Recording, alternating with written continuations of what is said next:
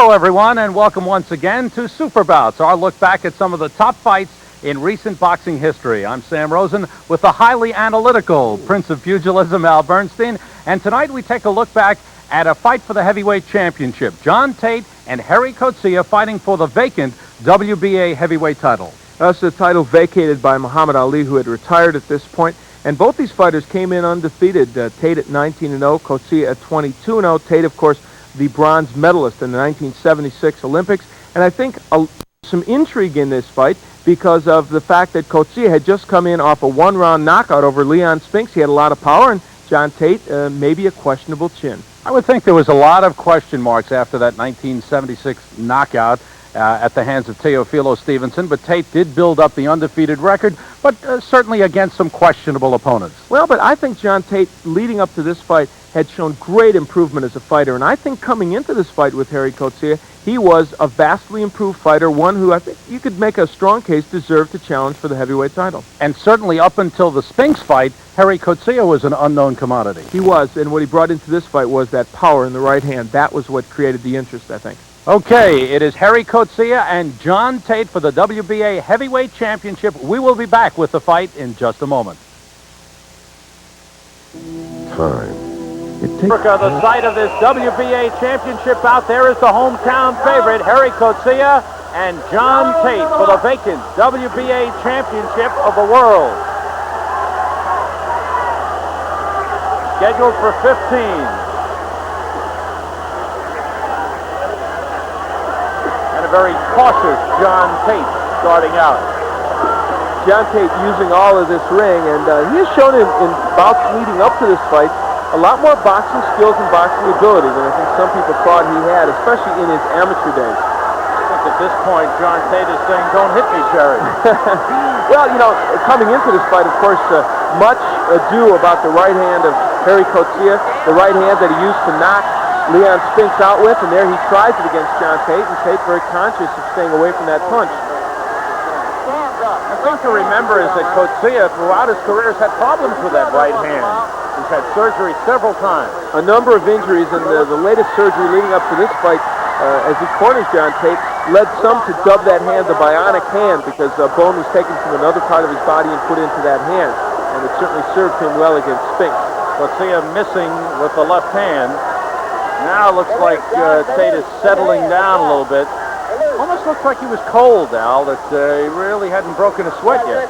Well, of course, he's facing 80,000 people, a hostile environment in Pretoria, South Africa, at least hostile in terms of them rooting for Coetzee, and much pressure on Tate leading into this fight. The very idea of him fighting as a black man in South Africa because of the apartheid policies, much controversy leading into this fight. So perhaps some of it taking its toll in the first round on him in terms of him being tight. And certainly nerves in fighting for the WBA Heavyweight Championship. This is his big moment.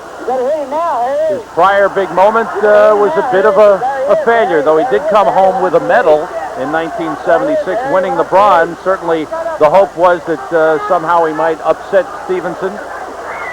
And here is Coetzee, but now Tate answers back. First time we've seen Tate counter.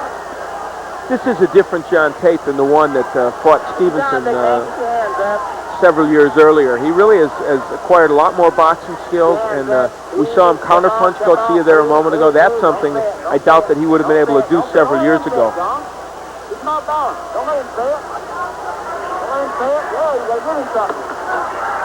Coetzee digging to the body, and again a good counter by Tate. Coetzee with a good idea, throwing that right hand to the body. He couldn't land it to the head, so he's trying to get it in someplace for Tate to feel the power of it. Late in round one, scheduled for 15 for the vacant WBA Heavyweight Championship. October 20th, 1979, Pretoria, South Africa is the site. Gerrie Coetzee in the blue trunks, John Tate in the white. Come to the end of round one. Live Top-Rank Boxing comes your way Thursday on ESPN. Our welterweight champion, Eric Martin, will have to deal with Dio Colomé if he wants to retain the title. These top-ranked boxers are evenly matched, but Colomé has more knockouts to his name. Join us live in Las Vegas Thursday. Tomorrow, Irving Deacon Crane looks to put on a dazzling display when he meets Jimmy Karras in a legendary Pocket Billiard Stars shootout. Tomorrow. Huge crowd watching this heavyweight championship fight. This is round 2, scheduled for 15. John Tate in the white trunks, Harry Coetzee in the blue. I thought that first round went to Coetzee. Now, he did most of the punching. John Tate, as you said, very tentative, not really throwing much, though he did land a couple of good right hands countering Coetzee, and I think made Coetzee understand he can't just walk right in. There's another good counter right by Tate. Coetzee going back to the body now, sends the right hand upstairs but missed with it. Tate uses his left elbow in a creative manner and gets a warning from the referee.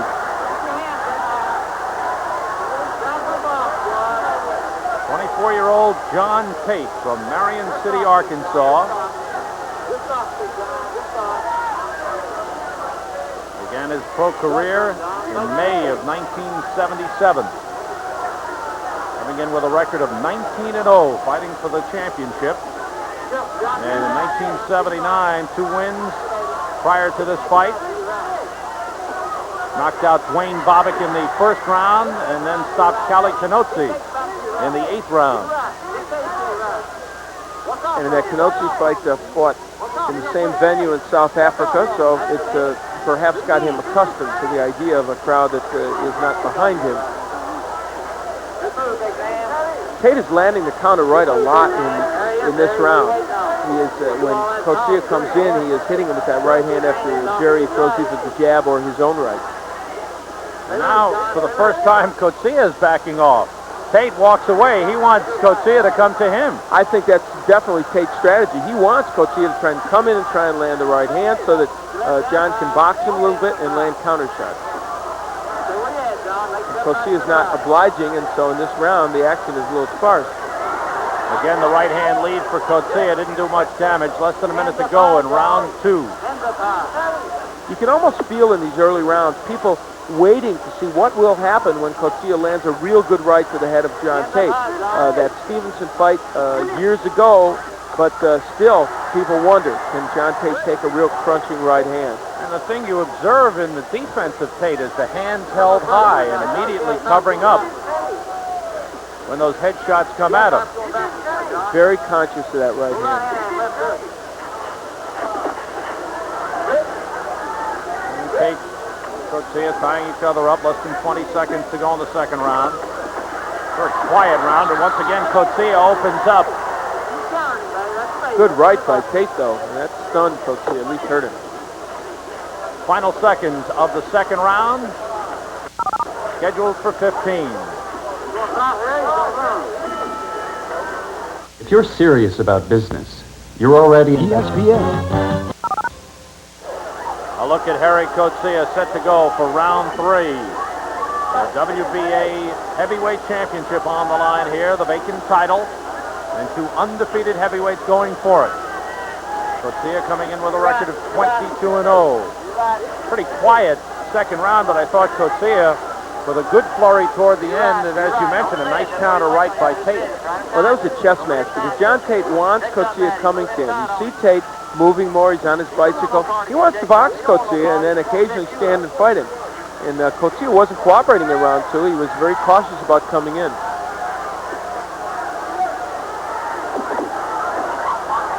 Almost surprised. I guess there is the respect on the part of Coetzee, having seen Tate defeat Coetzee the last time, knock him out in the 8th round, and of course prior to that Dwayne Bobick. And here goes Coetzee again after Tate.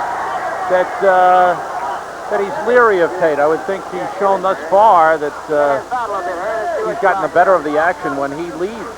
No, but he knows that Tate did indeed hurt Coetzee. He knocked out Dwayne Bobick in 1 round. John Tate has some power, and he has a good right hand of his own, so Coetzee being cautious, and that's a trademark of Coetzee anyway. He is always cautious. A flurry, but not much happening. Tate doing a good job of tying Coetzee up. John Tate not getting off really yet the way he wants to, I don't think, in this fight.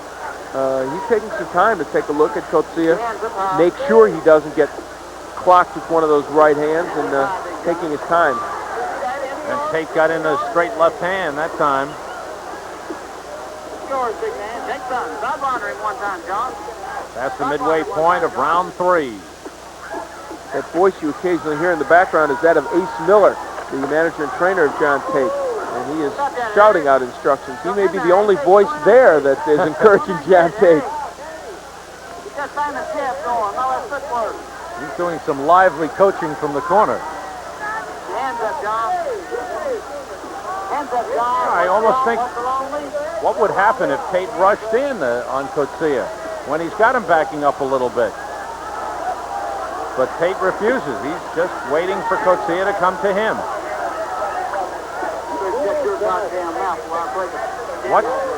What would happen to Coetzee backing up here at this point? Harry Coetzee is not a fighter who fights well going back, and so you would anticipate Tate might want to do that, but he's content to box right now, and maybe your point is well taken. He's giving Coetzee more to take than there should be, and of course you don't like to give away early rounds.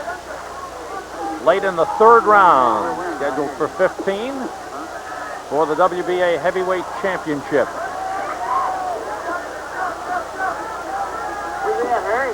And we come to the bell, ending round 3 as Coetzee finishes the round strong.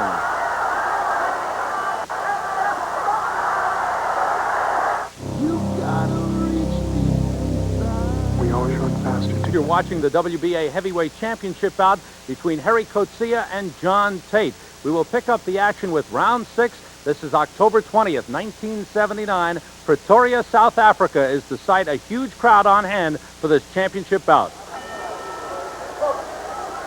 Set for round 6. Been a fairly quiet fight. No telltale blows have been struck thus far, though I do feel that some of the flurries by Coetzee have to impress the judges, Al. He's been a little busier than John Tate at this point, and you get the feeling Tate is waiting to unload a bit, and can't afford to wait too long.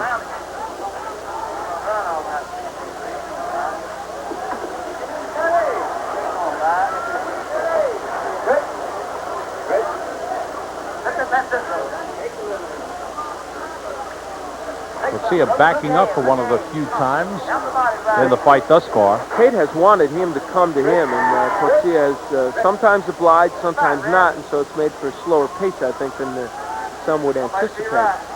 They have some common opponents. They both fought Coetzee. Of course, Tate knocking Coetzee out, and Coetzee went the distance with Coetzee, but they both fought Johnny Boudreaux, and Coetzee knocked out Boudreaux, and Tate had to go the distance. So common opponents don't give you that much to choose from in these two fighters. Solid right hand by John Tate. We saw some power there. He's sticking that jab in a little more frequently now, too. And I think that really is the key ingredient for him. The jab is important for John Tate. It will set up the right and makes his boxing more effective. I think if he's to win this fight, John Tate will have to use that jab and use it well. Round 6 scheduled for 15 for the vacant WBA Heavyweight Championship. The title vacated by Muhammad Ali. Harry Coetzee, 24 years old, from South Africa, 22-0 coming in. Good right to the body by Coetzee. Fans like that right, but Tate blocked most of it. He did, but there were a couple of rights that partially at least got through, and we're getting a reading on how much Coetzee's right hand can hurt John Tate.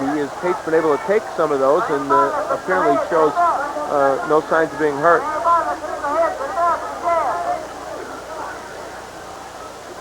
I guess the question for John Tate is, will those hands come down later in the fight and open it up for that right hand of Coetzee? Bud fighter so tentatively. There's a good right by Tate. That's the countering he wants to do. He wants to wait till Coetzee punches and then counter off it. You know what's impressed me? Good defensive work by Tate. He's covered well, even to the body, though he has his hands pretty high. He's been able to cover to the body. That right got in, though, by Coetzee. But a lot of punches have been blocked. Tate's done a good defensive job. Late in round 6, nice counter right hand by Tate as they mix it up in the corner. Final seconds of the 6th round. The action starting to pick up here. And we'll be right back. We know how much you love food. Quite a crowd in Pretoria, South Africa for the WBA Heavyweight Championship bout. And no doubt, all but a very few rooting for Harry Coetzee. All night long, baby, all night long. And Ace Miller in the background, cheering on his man, John Tate. John Tate, a long way from Arkansas, where he was born, or Knoxville, where he is residing and training along with Ace Miller. Round 7. There's been no knockdowns. I thought Tate looked real good in that 6th round. He did come back. He has fought a very cautious fight, as has Coetzee for that matter. And neither fighter wanting to make a mistake. You almost get the feeling they're fighting not to make a mistake. Coetzee still looking for that right hand. That's his bread and butter punch. John Tate has become a much better body puncher as a pro, and we haven't seen that as much in this fight as you would expect. Crowd got excited over that flurry by Coetzee, but again, you saw the good defensive work by Tate. Got the arms up. Most of those shots were taken on the arms and on the gloves. You get the feeling that's something Ace Miller has worked very hard on for this fight, knowing that the key to victory is not accepting those big right hands from Coetzee.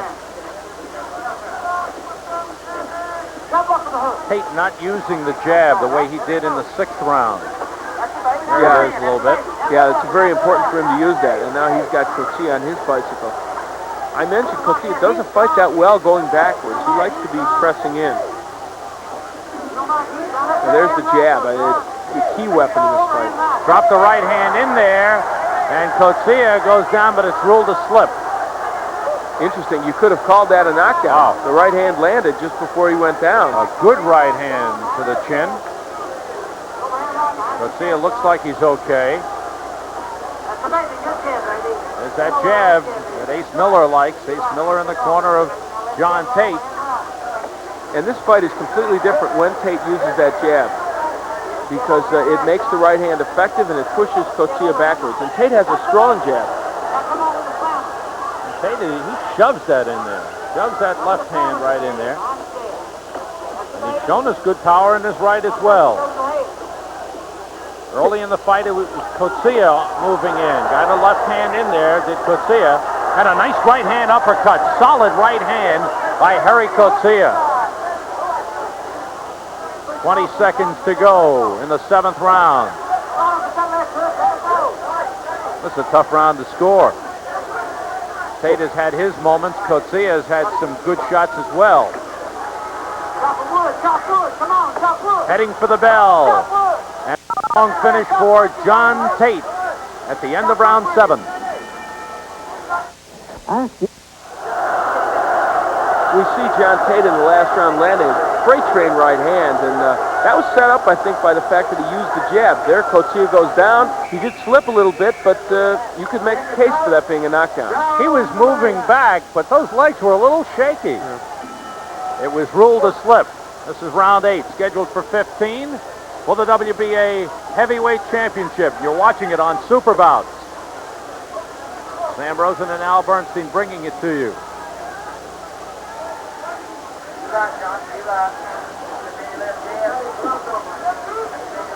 And Tate is back to circling. Boy, he has changed his style from round to round almost. There's been, as you said, a constant change. And the one thing that you have to wonder is why he doesn't use that jab more. It was effective for him when he used it, and that definitely was a slip as Coetzee came in. And John Tate gets an admonishment from the referee for hitting Coetzee while he's down. Not nice, John, and not when 80,000 in the arena rooting against you. Not a prudent course of action. Coetzee got in a right hand on the ropes. Tate has not been hurt from that right hand at all. He's handled it well and has defensed it well.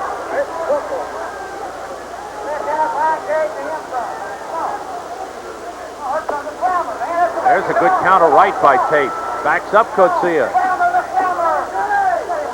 And as we see Tate pushing Coetzee backward, look how much more effective Tate is when he pushes Coetzee back. Coetzee just doesn't like to go backwards and box. He'd like to be coming in, picking spots for that right hand. Do you think it's a lack of confidence on Tate's part that he doesn't sustain that attack?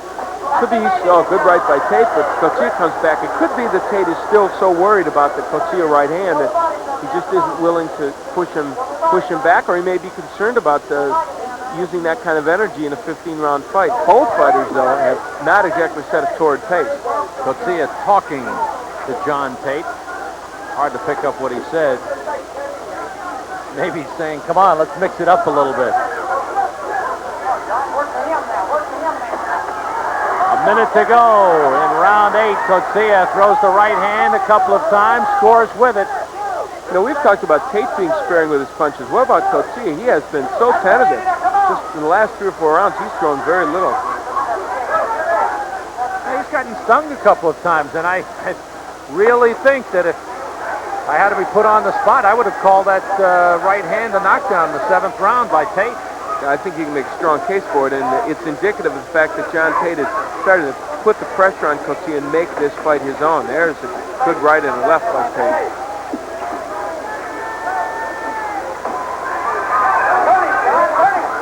One of the few times in the fight that Tate is languishing on the ropes, a place he doesn't want to be. 10 seconds to go in the 8th round. And Coetzee bullying John Tate, trying to keep him on the ropes and score as we come to the bell ending the 8th round.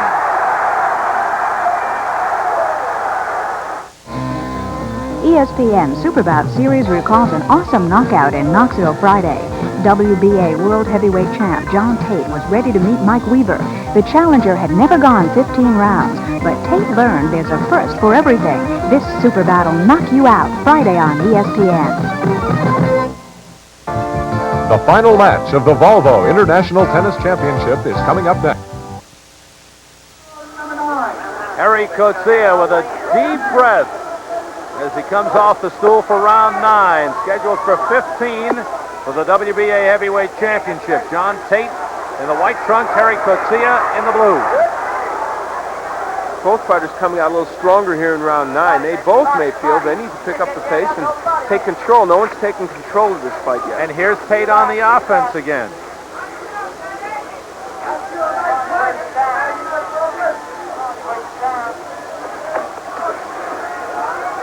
Tate wants to hold on when they're on the inside. He does not want to work in there. He wants to tie Coetzee up. Coetzee looked to be a little low with that right hand. One of the questions always about Coetzee is his stamina. As you head into the later part of this fight, you have to wonder about his ability to go a full 15 and do so with vigor. Now it's Coetzee trying to tie up Tate. Tate did a good job sticking that left hand in there. Used that left well in the flurry. And Tate coming forward now, pushing Coetzee backwards, and this has been a relatively new development in this fight. Round 9. There have been no knockdowns. Coetzee went down late in the 7th from a right hand. It was ruled a slip. Since the 6th round, I'd say this fight has swung in Tate's favor. Yeah, he has come on. He's put the pressure on Coetzee, and you can see Coetzee going backwards. And it's not a posture he likes to fight from. And John is putting his punches together. Good left hook by Coetzee, but Tate comes with the right over it. And Coetzee is not, by nature, a left hooker. His right is the punch that will get the job done for him. And Tate is actually taking advantage of it because he's dropping that right hand in over that left.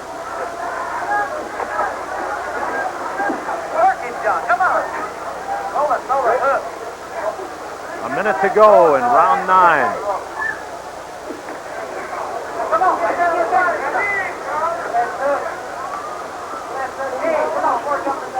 Tate is working a little more on the inside than he was earlier. Yeah. You see him going to the body a little more. Before he was content to hold on in there. Now it's Coetzee doing the holding. And that right hand lead blocked by Tate. He's done a good job. I've said it a couple of times during this fight. Tate's defense has been impressive. He doubles up with that left hand effectively. And what's new now from John Tate is the body work. He is really hurting the body of Gerrie Coetzee, and he wasn't doing that early in the fight. Real good round for John Tate.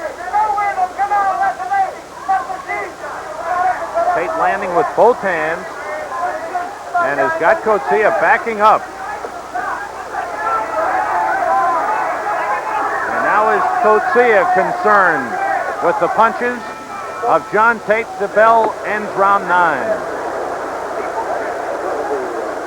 Every week, Barron's tells you more than what has. In the corner of John Tate as he gets set for round 10 of the scheduled 15-round WBA Heavyweight Championship bout You're watching it on Super Bouts. John Tate looked real good in the 9th round, Al.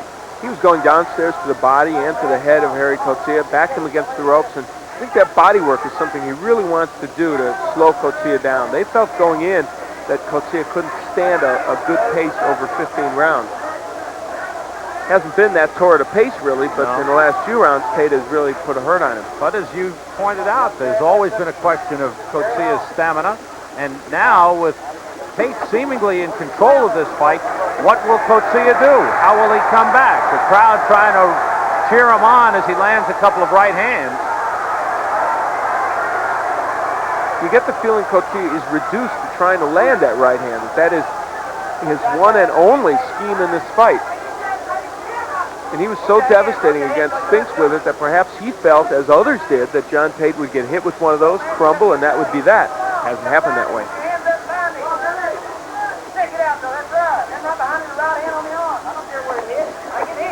The left hand by John Tate scores, and Coetzee trying to get out of trouble. Well, you can almost see the confidence building in John Tate. Well, he's able to get his own right hand in. The vaunted right of Coetzee not been the story. It's been John Tate landing his straight right. The other weapon he's used good is the left hook to the body. That's a punch that Tate has used so effectively. Round 10 scheduled for 15. Tate continues to move in. Coetzee missing as Tate slips well. And Coetzee ties him up. Still haven't seen the jab from Tate as much as we thought we would in these rounds. It's a good weapon for him in the 6th and 7th. Early rounds, it was Tate circling. It was Tate backing up. Since the 5th, 6th round, it's been John Tate on the move, moving in and backing Coetzee up. Coming down to half a minute to go in the 10th round. Strange, both these fighters undefeated coming in, and yet still an aura around them that makes people feel they're untested, even though both have fought some top 10 contenders. Less than half a minute to go.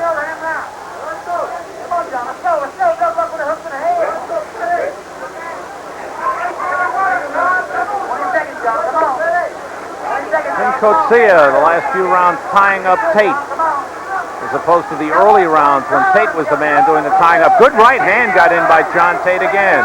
Coetzee covers up, gets off the ropes as we come to the bell ending round 10.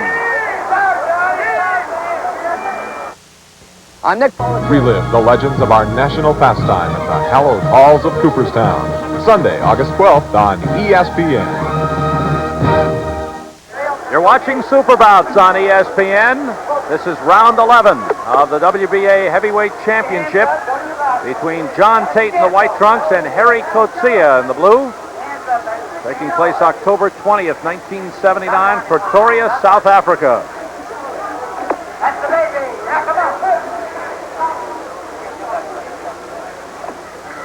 Tate coming out using that jab now in this round, trying to set things up. Coetzee is constantly moving, and Tate wants to cut the ring off, but not doing a real effective job of it. First third of this bout belonged to Coetzee. Second third belonged to John Tate, and now we're in the final third, if it goes the distance. And it's turning into the Harry Coetzee Invitational track meet in this round. He's done a lot of running and not too much punching.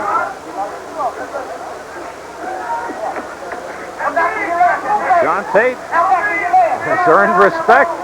He has backed Coetzee up, and there's a good right hand again. Coetzee shaken up by the right hand of Tate, trying to tie him up. Ace Miller cheering on John Tate, coaching him. Good right hand again. And a great line by Miller as we hear him, don't forget the body. I was just about to say it, and there Tate again using his gloves creatively. That's illegal, and finally gets a warning from the referee. Good right hand uppercut by Coetzee. Ace Miller sensing victory here in the 11th round. Thought he had Coetzee hurt, but look at Coetzee throw 5-6 straight jabs that land on John Tate. That was just enough to slow Tate down. It was. He landed those good jabs. There's the lead right, though. Tate not even needing the jab to set up that right hand. And Coetzee trying to survive this 11th round. Coetzee with a minute to go in round 11. Showing susceptibility to that right hand of John Tate. Tate is really mauling him on the inside. And I tell you, John has used several interesting tactics here tonight. Elbows, shoulders, laces. But he's done a lot of legal things also that work. Coetzee looking for more space in the ring. Tate continues to apply the pressure and land.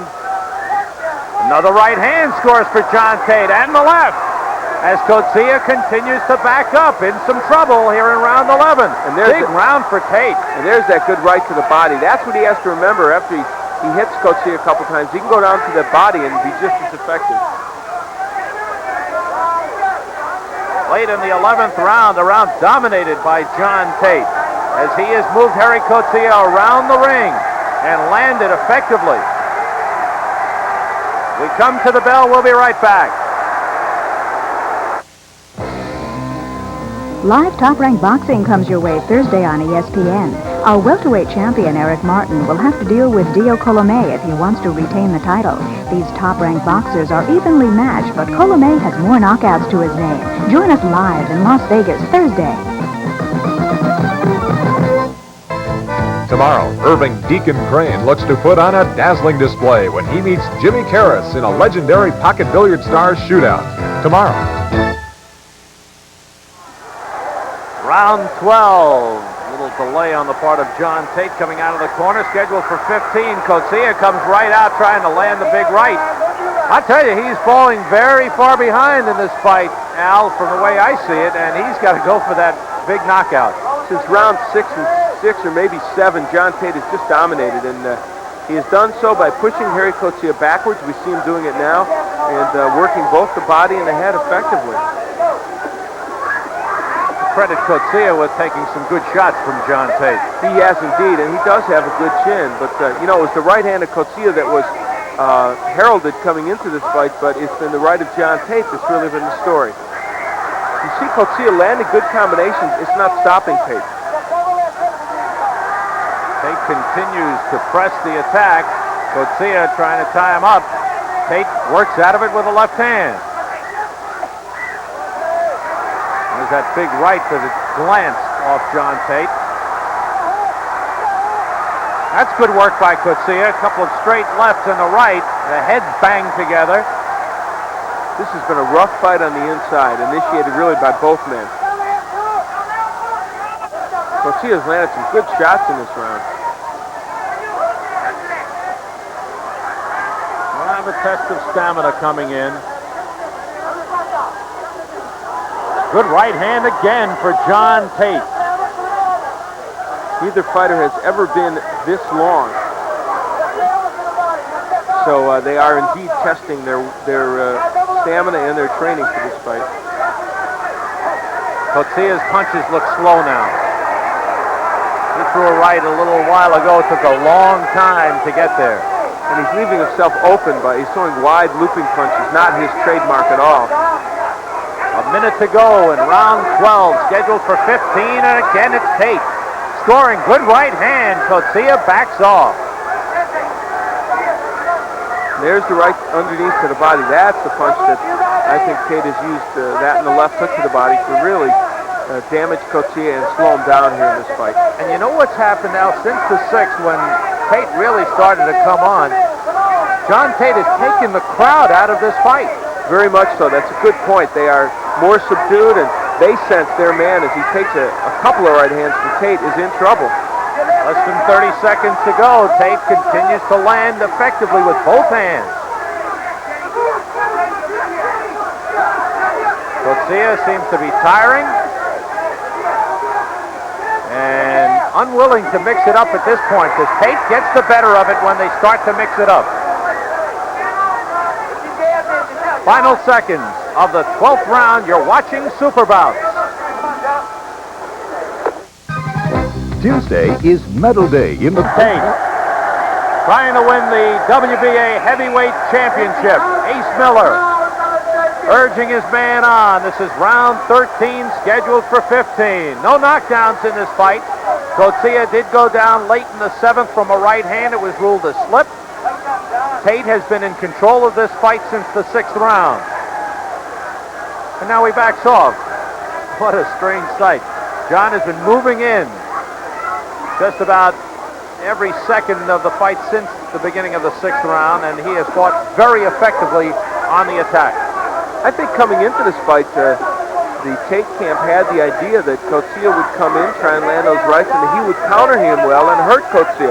Well, he did counter him well. It didn't hurt Coetzee, but the fight really that he's needed to fight is to push Coetzee back, which I don't think they really expected. Well, you said it a couple of times. Coetzee is just not an effective fighter backing up. He needs to really plant himself and throw that right hand, and he's not been able to do that. Tate has kept him off balance and on the defensive. And even in that last exchange, he threw out that left hand, but was always moving away, and you can't get much on a right hand backing up. The chant of Gerrie goes up from the crowd, but John Tate quiets them with his right hand. And you made a good point when you said this crowd has been taken out of this fight. To a great extent, that's true. Tate has just taken control of this fight since the 6th, and there's been not much for them to cheer about. This fight being held in Pretoria, South Africa. Home country of Gerrie Coetzee. Good right hand. That seemed to shake up John Tate a little bit, slowed him down. Crowd liked it. Let's see what Coetzee does to follow up. He looks into his corner for some advice. Coetzee is certainly slowing down a bit. He's still throwing punches, but you can tell he's tired. John Tate still has to remember to keep that left up to block the right of Coetzee. Gets in a left of his own. He's still throwing punches. Tate in good shape for this fight. Extremely good shape. You have to give him a lot of credit. He looks trim, and even though he fights at upwards of 240 pounds, it's a comfortable weight for him to a great extent. Because when he's in this kind of condition, he can carry that kind of weight. They talk about Big John. They're not kidding. He's gotten those punches in. I wouldn't say much for the defense of Coetzee. He is not covering up or slipping punches very well right now, and that's because he's tired. And that earlier in the fight, he was doing a better job of getting away from those punches. But Tate had a big round here. Coetzee trying to get that right hand in from different angles. 20 seconds to go in the 13th round. And we're seeing the first signs of fatigue on John Tate at this point. Less than 10 to go in round 13. And we'll be right back with more of this WBA Heavyweight Championship bout. Wednesday on ESPN, TKA Karate's U.S. Super Heavyweight Championship is up for grabs. Big John Jackson is set to square off with gentleman Bill Morrison for the crown. Jackson is hungry and plans to make a meal out of Morrison, but the gentleman's not so refined in the ring where his manners are menacing. See the showdown Wednesday. The final match of the Volvo International Tennis Championship is coming up next. Don't miss a single set of the fast-paced action next on ESPN. Getting set for round 14, the tired Gerrie Coetzee comes out of the corner. Does he have a big right hand left in him to stop John Tate? Tate looks like he's built up a big lead. He has taken control of this fight since the 6th round. He's dominated. And that one big right may be what it takes for Gerrie Coetzee to win this fight, because as you said, Tate has been consistent over the middle and later rounds of this fight. Coetzee has looked very tired in the last couple rounds, though, which makes you wonder if he's got what it takes to hurt Tate. Now, if you're John Tate, do you circle and stay away from Coetzee? Do you go in the way you've been going the last 7 rounds and continue on the offense and back Coetzee up? Or do you play it safe when you know it seems like you've got a pretty good lead in this fight? Traditionally, it's been a risky move for heavyweights to assume they have won a heavyweight title. So you might expect Tate to continue to press the action, but he's maybe still worried about the right hand of Coetzee, and you would think he would be ahead at this point. Boy, are you cautious. Tate answers back. If I was John Tate, I would press the attack here, that's for sure.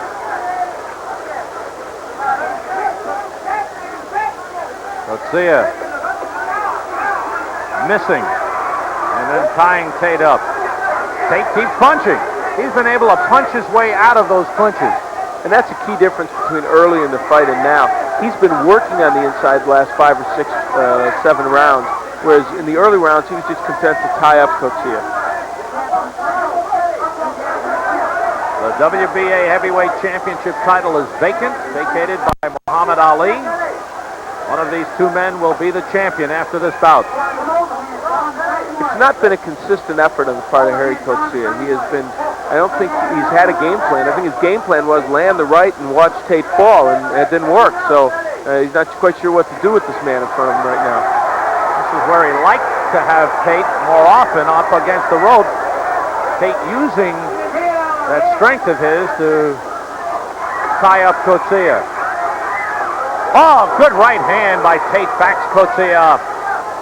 Good combination punching by Tate. His hand speed is really coming to the forefront now. Every time it looks like Coetzee might get something going, Tate lands a big punch and Coetzee immediately backs off. Again, a slip, I think, a right hand glanced by Coetzee, but it's very wet in that corner, that neutral corner.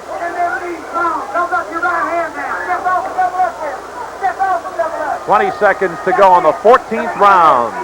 There have been no knockdowns in this heavyweight title fight. And both fighters showing signs of tiring noticeably here. Tate, again, that straight right hand, backs Coetzee up. Another big finish for John Tate, the end of round 14.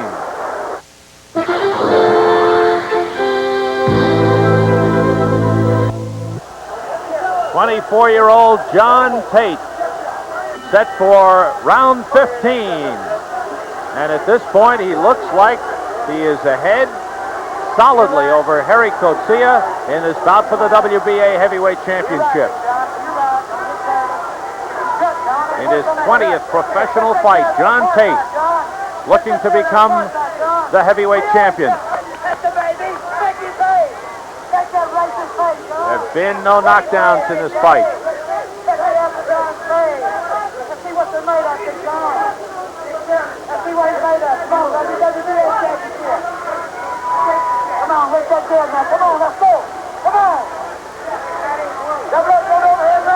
Tate using the jab to get in there, trying to use that punch to get the right hand home to Harry Coetzee. Sometimes he's used it effectively, and other times not. I don't know what they said in Coetzee's corner between rounds, but if I'm his manager and trainer, I'd say go out there and you got to go all out for a knockout. Coetzee is still backing off. I think he's very fatigued, Sam, and just doesn't have it in him to try and knock out John Tate. Looks like it's a matter of survival for him at this point. Tate landed some big right hands in the 14th, took a lot out of Coetzee. And you can see the trouble Coetzee is having tying Tate up. Tate is still working to get those hands free. Now they're split apart. Coetzee winging the right hand still, but not much conviction in that punch. And Tate gets one in. Past the midway point. Nice combination by Tate. John Tate is not a one-punch knockout artist. Even in his early knockout at Wayne Bobbitt, he caught Bobbitt early, which other fighters have. He gets you with an accumulation of punches. Tail end of that right hand caught the chin of Coetzee as he was backing up. A minute to go in the fight. Ace Miller, you hear him in the background, urging on John Tate, and another right hand scores for Tate. He has been very impressive. And I think one area that he has surprised Coetzee with is his hand speed. He's been quick, he's thrown combinations, and I think that Coetzee a little surprised by that. Coetzee has just been unable to keep Tate off him since the 6th round. Tate took control, he went on the offensive, backed Coetzee up, and has continued to land the combinations effectively. And if Harry Coetzee didn't have a good chin, he would be out a long time ago in this fight. He's taken some tremendous punches from John Tate. 10 seconds to go in the fight. There will be no knockout in this one. John Tate and Harry Coetzee for the WBA Heavyweight Championship. And this fight is all over. And we will be back with a decision in a moment. You know, the business world moves For bouts, we await the decision of this WBA heavyweight championship bout. Let's go up into the ring and get the decision. Ladies and gentlemen, the unanimous decision, the new heavyweight champion of the world, John Tate. John Tate jumps for joy, and well he should. In his 20th professional bout, he is the WBA heavyweight champion. He wins a unanimous decision over Gerrie Coetzee, and no easy task for John Tate to go to Pretoria, South Africa, and win the heavyweight championship. There were many people that did not expect that outcome from this fight, because indeed Tate was going into hostile territory, and there was fresh in people's minds the devastating victory that Coetzee has had over Leon Spinks, fashioned with the same kind of right hand that people remembered Teofilo Stevenson destroying Tate with in the 1976 Olympics. So it was really quite an achievement for John Tate. I think after the first few rounds, when Tate found that he could block Coetzee's right hand, that he could defense it, tie him up, and counter well with his own right, and get Coetzee backing up, it turned the tide for John Tate. I think Ace Miller and John Tate came into this fight with mostly a defensive strategy. Make sure you don't get hit with that right hand, and if you can prevent that from happening early in the fight, something good will happen, and it did indeed. He was able to go to the body and pressure Coetzee late. Great moment for John Tate, a young fighter, 24 years old, to win the title. It was indeed, and it's poignant as we will go on, and we will see later more disappointment against Mike Weaver. For Al Bernstein, this is Sam Rosen. Hope you enjoyed this WBA Heavyweight Championship bout. We'll see you next time on Super Bouts.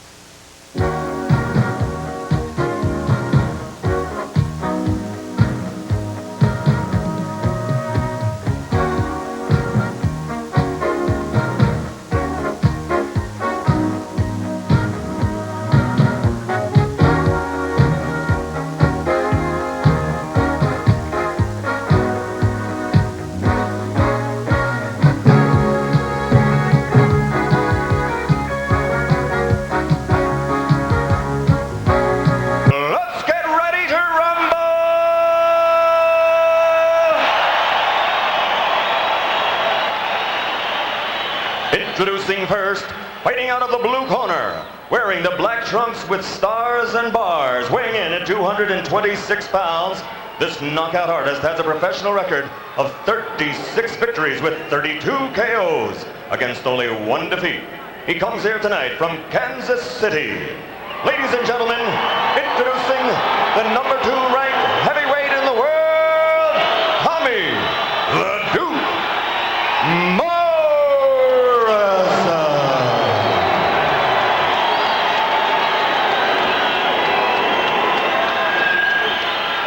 And his opponent across the ring, fighting out of the red corner, wearing the white trunks and weighing in at 256 pounds.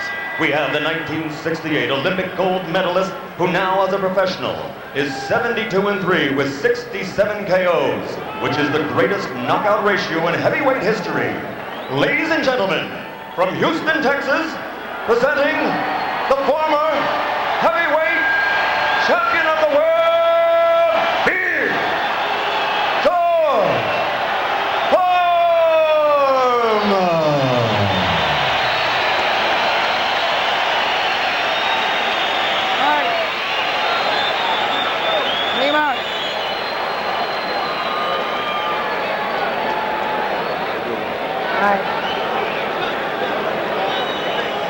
George Foreman with a just happy to be here smile for the crowd as he was introduced. Now a bit of a scowl comes onto his face as he gets the game face on. Mills Lane awaits the two fighters. All right, gentlemen, Angelo, and if he goes right here, I'm not going to call it low. Right here is going to be all right. Now, you've already had your instructions one time. This is for the championship of the world. I expect a tough, clean fight. Protect yourself at all times. Any questions here? Any questions here? Let's get it on. George Foreman and his camp did not want Mills Lane to be the referee. They wanted Carlos Padilla. The commission voted otherwise. Mills Lane considered one of the really outstanding referees, and perhaps for George, as suggested by one of the local writers here, a little too tough. In other words, not a kind of guy that George might influence to stop a fight when he wants it stopped. Round number 1. Here we go, Tim. I think we're going to find out early just how Tommy Morrison handles George's left jab and that little pushing movement that George has. Well, and speaking of the left jab, you feel it's something that Morrison does pretty well and should do more of, especially in this fight. Well, he said he was going to use his jab more in this fight, Tim, and he does have a very good solid jab when he uses it. Now you can see George pushing him off with those pushing tactics as soon as the fight starts.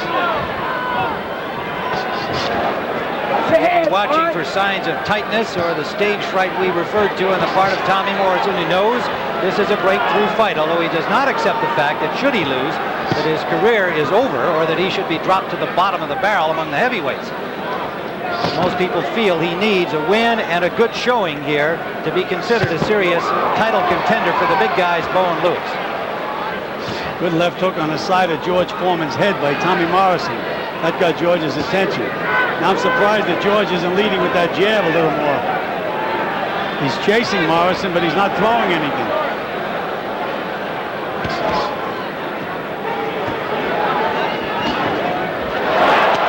Well, a sign of Foreman's considerable bulk and strength pushing back Tommy Morrison, the 226-pounder. Good right hand by Morrison.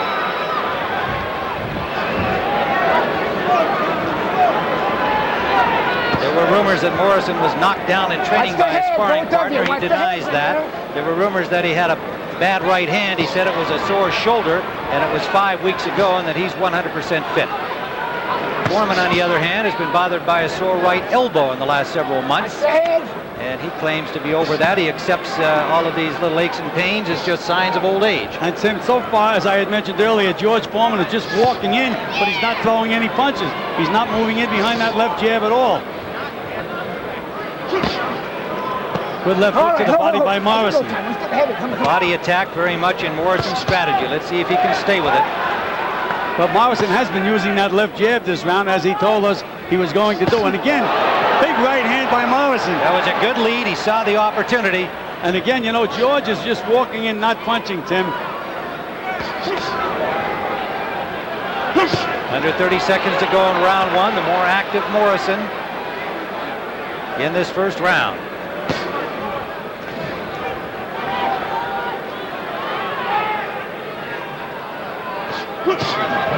Combination just grazing the chin of Foreman. There's a good left to the ear.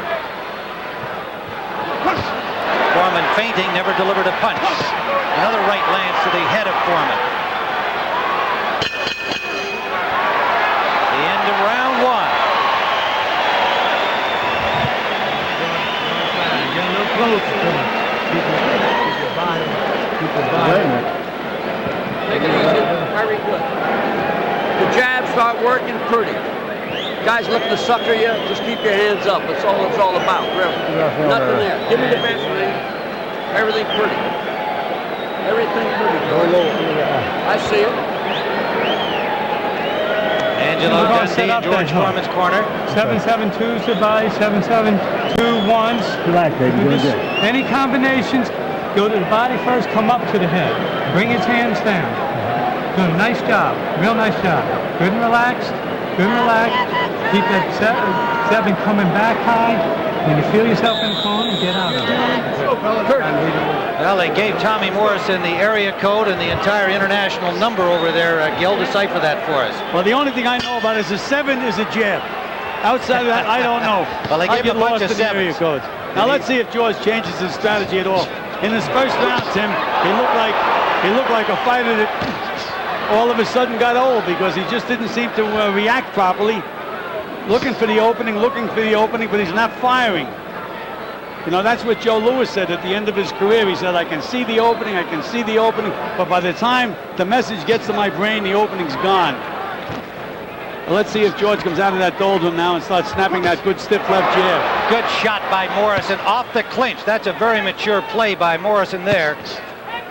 And he scored it. And that was one of those times when George did not push that left shoulder of Morrison's back. Morrison looks very concentrated, very poised. I hesitate to say relaxed at this point. No, you can't relax when you're in there with Big George. Morrison already has a little lump under his right eye. Good right hand. That snapped back the head of Foreman. That wobbled him a little bit, Tim.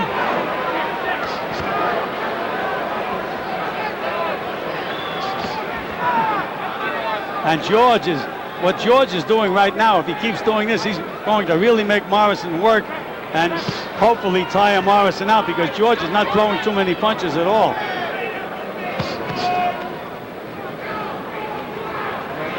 We're in round 2, scheduled for 12. WBO title at stake, but much more to both fighters. Good left hook by Morrison. Good combination to the body.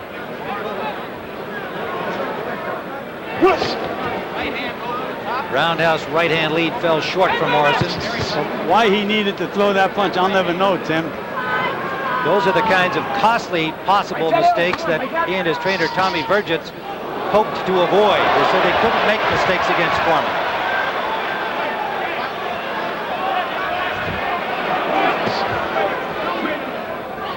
Morrison pointed out to us when we had the interview with him that he says George has to set. It takes him a long time to get off. He said, so I'm gonna get off first and beat him to the punch. There's a sample right there. That's good what job. he's been doing since the fight started. And a good stiff jab from Morrison. Now Morrison looks a little more loose to me, Gil. Yes, he does. He seems to be saying, oh, look, I'm having everything my own way. Tried the uppercut. There's a good right hand from Foreman. His best punch so far.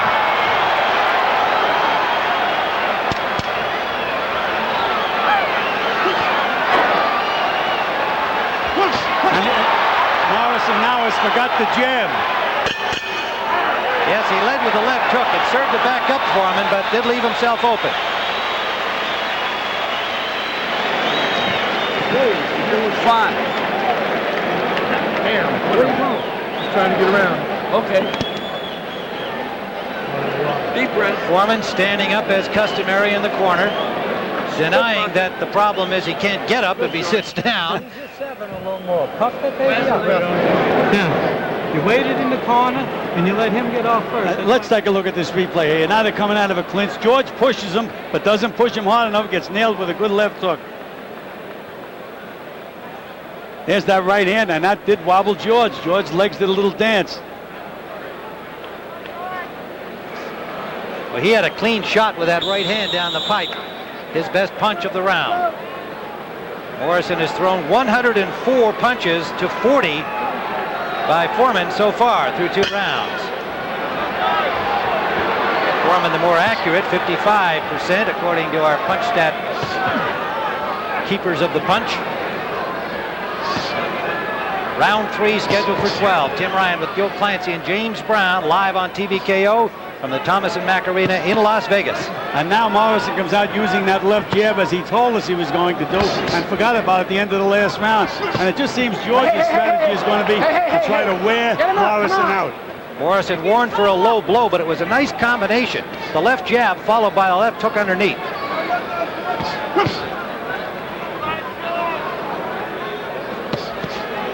I think George is trying to put mental pressure on Tommy Morrison. A right hand lead, an uppercut that scored from Foreman, and a right hand behind it. But Morrison punches back. And a good defensive move by Morrison underneath the right hand of Foreman. Something the Morrison camp says they've worked on since the loss to Mercer. Better defense, better jabbing, better movement. And there, another sneaky shot off the clinch. Well, again, George tried to push him, but didn't move him. Look how long it takes for George to get off. He has Morrison in the corner, and he just doesn't get off. And Tommy's mouth is now starting to open up, and it's early in the fight. That could be a sign of fatigue. Or the tightness that he seemed to bring into the ring the first round and a half. He was asked about second wins. He felt he got one against Joe Hip when he came back from difficulty to win. Well, I thought he got a second win against Carl the Truth Williams. Tim, he looked like he was out of it. All of a sudden, you could see the second win to winter force. That was a good left jab from Morrison, although Foreman did not blink. And another good one. Foreman replies. Morrison looks more relaxed. He does look a little tired, but he's more relaxed.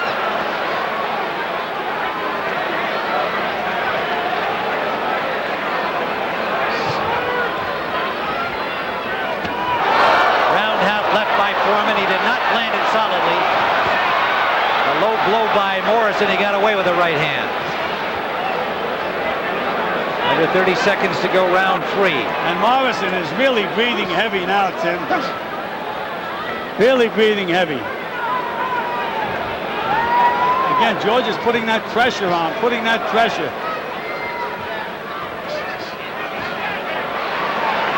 Here comes George again. It's like that old joke, I don't know what it is, but here it comes again. Foreman can be expected to fight this way. Morrison and his camp knows it, and they keep saying, as they have preparing for this, we simply cannot make mistakes. Keep it slow, looking good. Okay. Okay. Now. That's the round you took off. Relax, relax, calm down. All right? Your recovery is good. Your recovery is good. The more you relax, the better off you are, okay? Now, we need more punches. I need more 7s, okay? That's what's going to keep him off of you. Fakes and flints when he gets close, and you don't want to throw. There was that solid left hook to the body. Two good combinations. Landed one by Foreman, then Foreman taking 2 back from Morrison.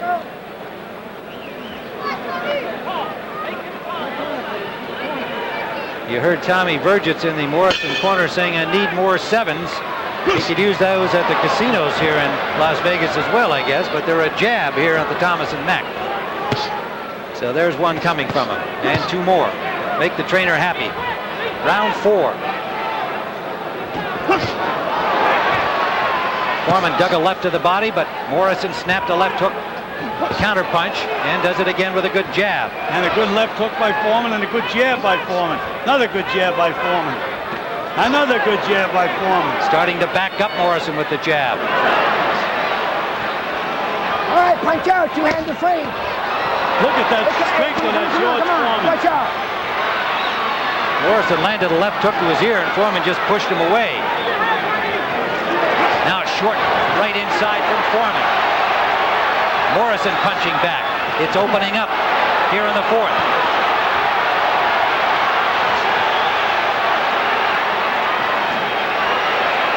Foreman throwing in combination now. Morrison trading, lands a right.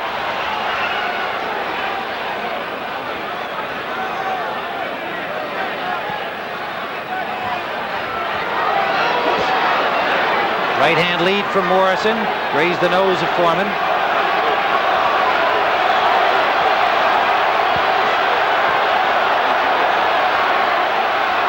Morrison works his way out of the corner and lands a left hook. The crowd getting into this as the fighters exchange those combinations early in the round. Get that elbow down. And here in the 4th, punch out, come on. perhaps the real fight fans knowing they're in for a war here. Tim, one of the keys to this fight is if Tommy Morrison can make George take a back step. So far, George is putting all the pressure on Morrison, constantly going forward, pushing him back, moving after him again as he's doing now. Morrison is going to have to try to back Foreman up. Through 3 rounds, Foreman the more accurate puncher. 66% to 35% according to the punch stat guys.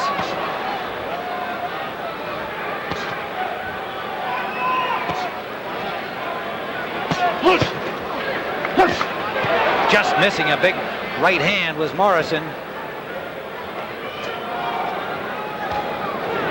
Under 30 seconds we go in round 4. Morrison back to the jab. Foreman lands the overhand right. Morrison missed with his. Digs to the body.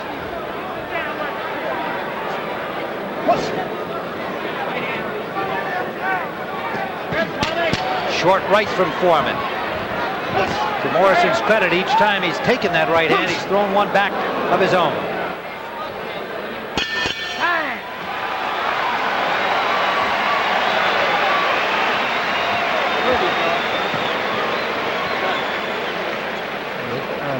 I got it. I'll get the arm. Don't talk loud. No, I won't say nothing. I'm with you. Give me it. I'm here. I'm here nice and quiet, baby. Anything you want. On our jabs to throw our combinations. We got to have head movement before and after your jabs. Before and after. He's starting to creep up on you in the corners. Gil, how do you see it through 4? Well, so far, Tim, I have the fight dead even. Gave the first 2 rounds to Morrison, second 2 rounds to Foreman because of his aggressiveness and the pressure that he's putting on Tommy Morrison. To the punch, anytime you feel trapped, being to the punch, fake slants, double 7. Good time, let's go. That jab, baby. Well, punch stat shows in the jab category, Morrison landing only 28% of his, but it's still been an effective weapon for him. Just the fact that he has been throwing it. Right hand lead. Got through by Morrison. Low blow from Foreman and a good left hook by Morrison. 2 good left hooks by Tommy Morrison, and George didn't move. Those were Morrison's best 2 punches of the fight. And you can just see George putting that pressure on, pushing him back, as we had mentioned in the opening. Foreman weighing in at 256 to 226 for Tommy Morrison.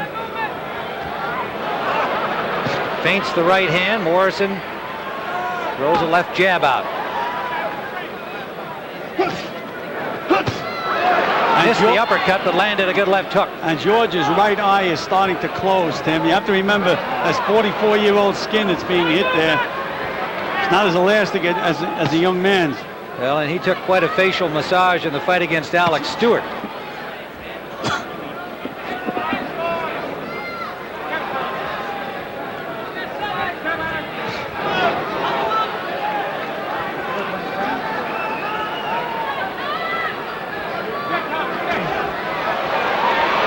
Approaching the midway mark here in round 5. Morrison in the corner.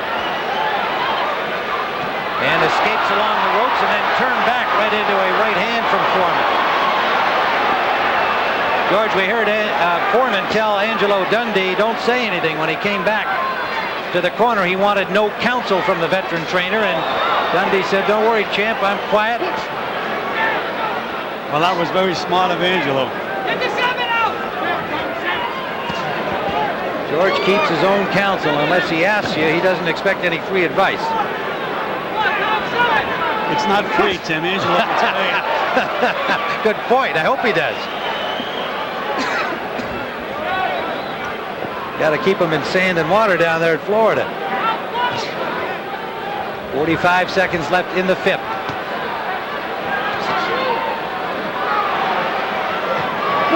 Foreman throwing punches, but none of them damaging in that exchange. Morrison digs to the body without much power. Under 30 seconds we go in the 5th. Sneaky left hook lead by Morrison that landed. He's not been able to bother Foreman except with 1 shot earlier in the fight, round 2.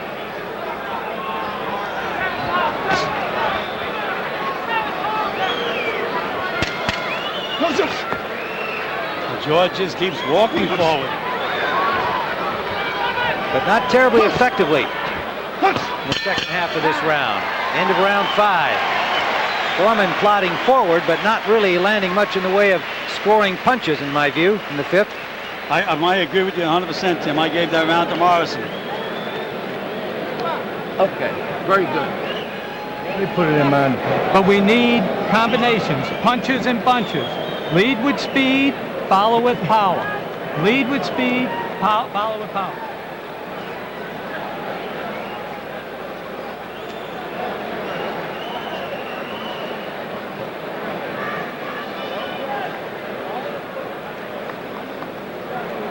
Not sure what Morrison had in mind at that point where he turned back into the fray. Fortunately for him, he didn't take a clean punch. He tries to force the issue. I've seen him lose his cool before Morrison, especially against Carl Williams. He doesn't react too well when he gets hit with a solid punch.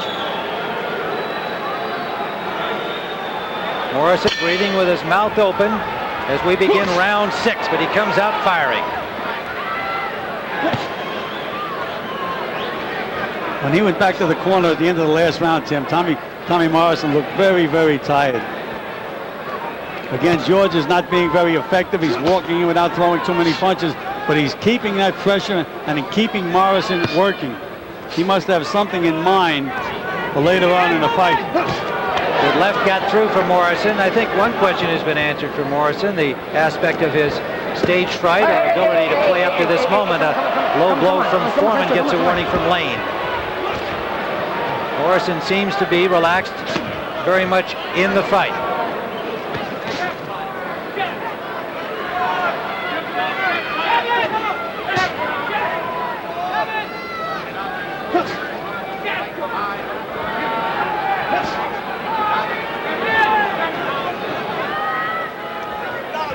Despite the possible fatigue factor, Gil, Morrison so far has stuck to the game plan he wanted. Foreman doing what he does all the time, and that's just stalk you. The only thing is, Tim, it's really taking George a little too long to get off, even when he traps Morrison in the corner or against the ropes. But he is putting the pressure. I think he feels that Morrison is going to wear out. But meanwhile, would you agree Morrison is piling up the points? Absolutely. I think he's winning this round. I thought he won the last round. Combination from Foreman there. All right, let's step back. There we go. Have to go, guys. Come on, come on. A little bit of swelling under the right eye of George Foreman.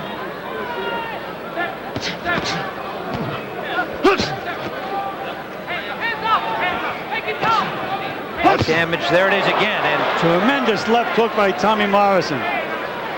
Morrison with the left jab and the left hook has definitely created some swelling under the right eye of Foreman. And you can see again, George traps Morrison in the corner. Takes him a half hour to get off. Now let's take a look. He has him on the ropes. Let's see when George finally throws the punch. He doesn't.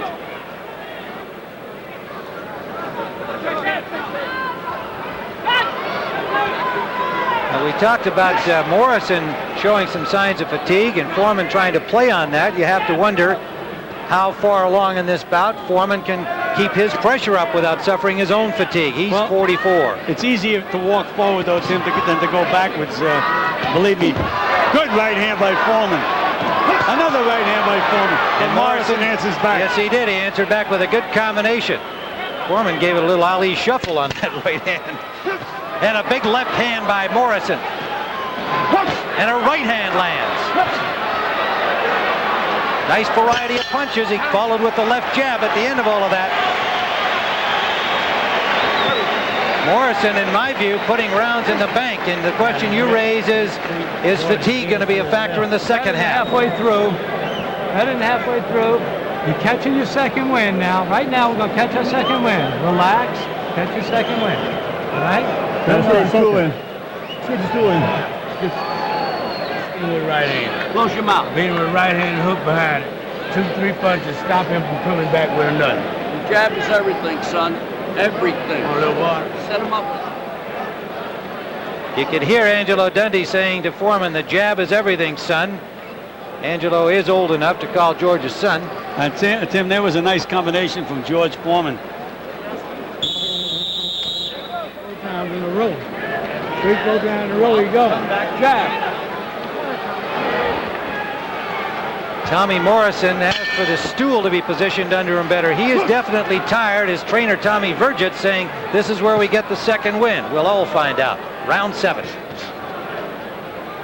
the head in there, guys? You better not get the second win this early, Tim, or you may need a third win.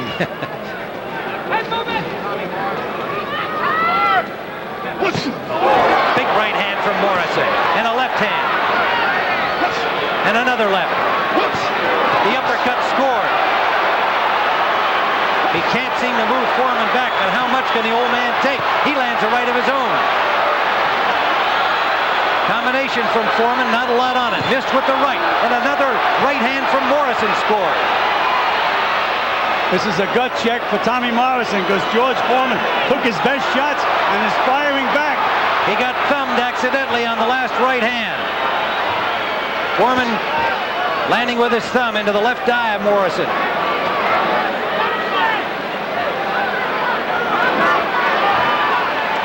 No question, George Foreman is a competitor. After taking those punches, he fired back with the best punches he's thrown in the fight. That's when instinct took over.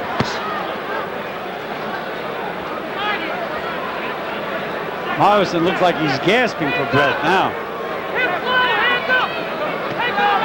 But Gil, when he's punching with power, despite the obvious fatigue. Oh, he has power. He's got snap in those punches.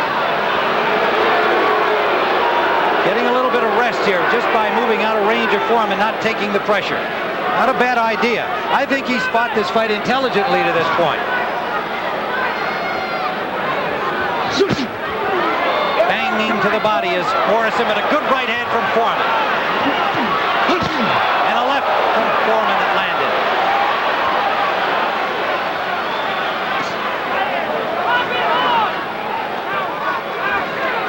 Little right hand lead, takes a left hand back from Foreman.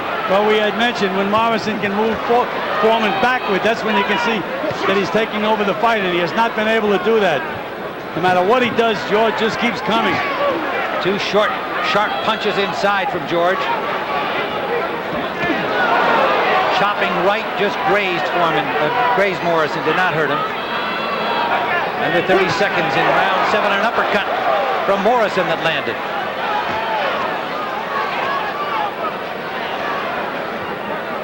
I would say one weapon of George's that has not been the usual factor is his left jab. Not the usual punishing weapon. He's not snapping that jab, Tim, you're right. Low blow warning to Foreman.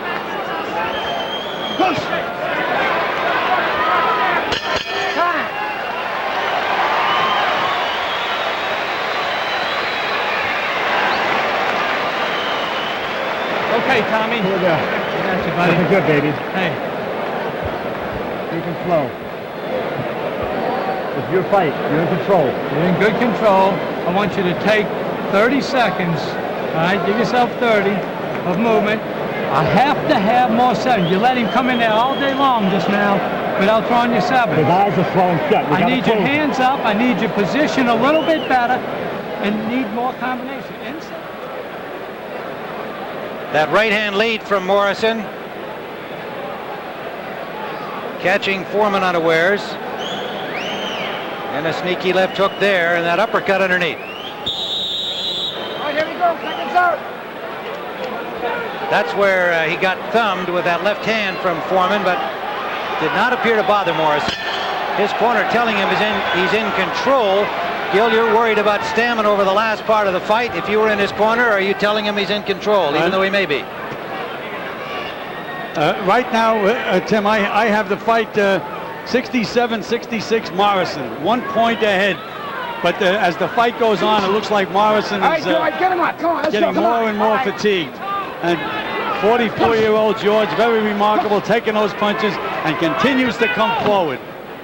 Again, Morrison's got to say to himself, what do I have to do to stop this big guy? And so far, he has not been able to do it. Gil, if you know your man's ahead, but you think he's tiring, are you giving him the counsel they did, or at least the notion that he is in control? Or do you avoid saying that? Well, Tim, what I used to do, if my guys looked a little tired, I'd tell him the other guy was tired. And now George is really starting to... There was that snappy left jab of George Foreman's. That's been missing, but he just landed it there. But again, when he moves Morrison against the ropes, he doesn't get off. And Morrison scouted George well. He said it takes a long time for him to get off, so I'm going to keep getting off first all night.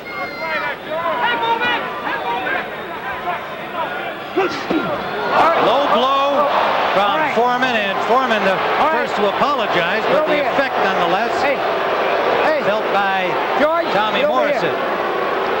You get 5. Time.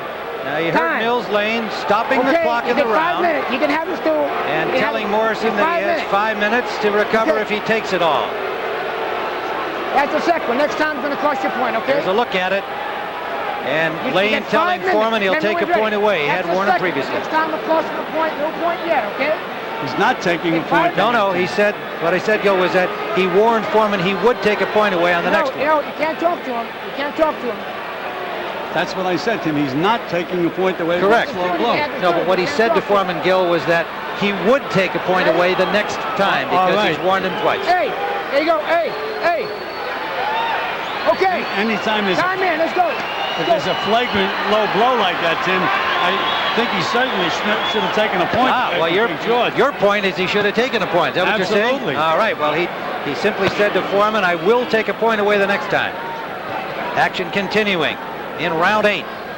Good elbow. If nothing else, taking the pain, it served as a little breather for Morrison, who did not take the full 5 minutes he could have. Good left hook to the body by Morrison. And another good left hook landing.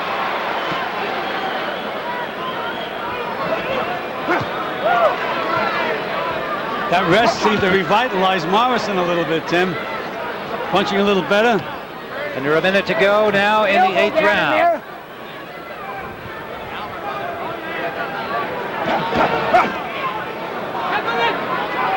That's those heads. What's the head in there? You have to admire the pressure, the fortitude, the stamina of George Foreman, but I've only given him 1 round, and not quite as generous as you've been so far, Gil, in this fight.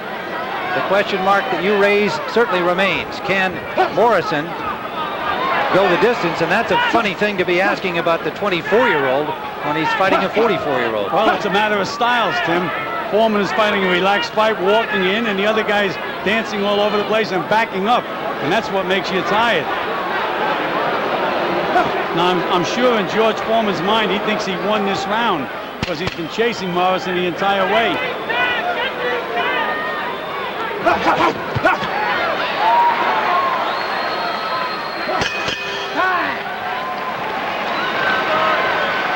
Through 7 rounds, Morrison had thrown 100 more punches than Foreman. We're going to have to steal each round now, okay? At the end, you're going to steal it with combinations. Now look, he's slow, he's frustrated, but you got to start picking it up. 4 rounds to go. We got that all day long, right? We got that all day long. Ain't nothing to it. You got to rest in between. Hell, you've never had that in practice, right? Okay, now, I need combinations. I need everything with speed, finishing out of the middle, okay? Don't worry about me. Good enough. Short right hand. Just keep your hands up. All right, come on. Three punches. Give him the mouthpiece. All right, John. I got it. Close your mouth. Come here, son. A little more. That's it. I want you. That's Charlie Scheib talking to George Foreman between rounds this time, asking him to slip to the right, throw short left hands. You heard the Morrison camp telling him they want combinations, finish them up, and don't stay there. We're into round 9, scheduled for 12, this being for the World Boxing Organization Heavyweight Championship, a vacant title. Devalued by some, but not by George Foreman, who says he'll take it. Big left hook by Tommy Morrison. A dandy, splattering the sweat from the brow of Foreman into the seats. Another right hand by Morrison. Foreman, a good combination, and he's getting some chants from Tommy in the crowd.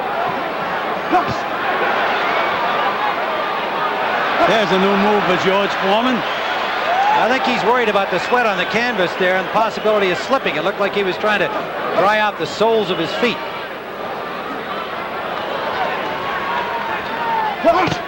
Tell you one thing, George does not get discouraged. He's right back after Morrison, no matter how many times Morrison hits him. Morrison landed a low blow without a warning.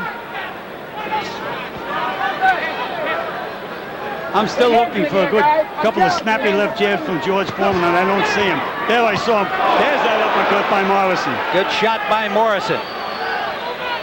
Matter of fact, Morrison is landing most of the clean punches.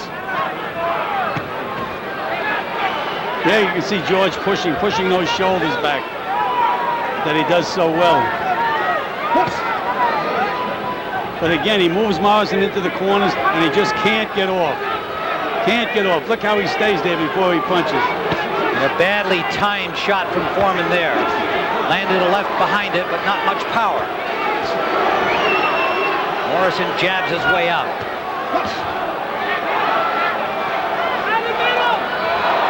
Morrison has a worried look on his face now, Tim.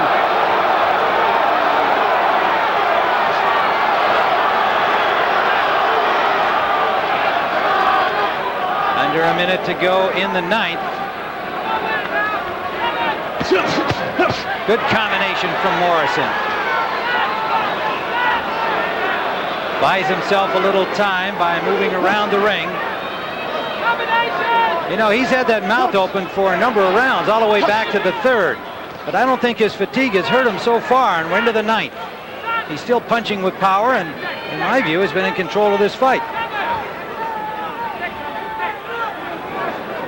If Morrison goes to the 10th, that'll be the longest he's gone. Look how long George, before George gets a punch off, had him there for about 20 seconds. Never threw a punch. And there it takes a short shot off the clinch, and Lane gives him a warning. But Morrison has done that 2 or 3 times to effect. They say protect yourself at all times, Tim. Good jab from Foreman. They have been infrequent. Morrison one back of his own, ending round 9.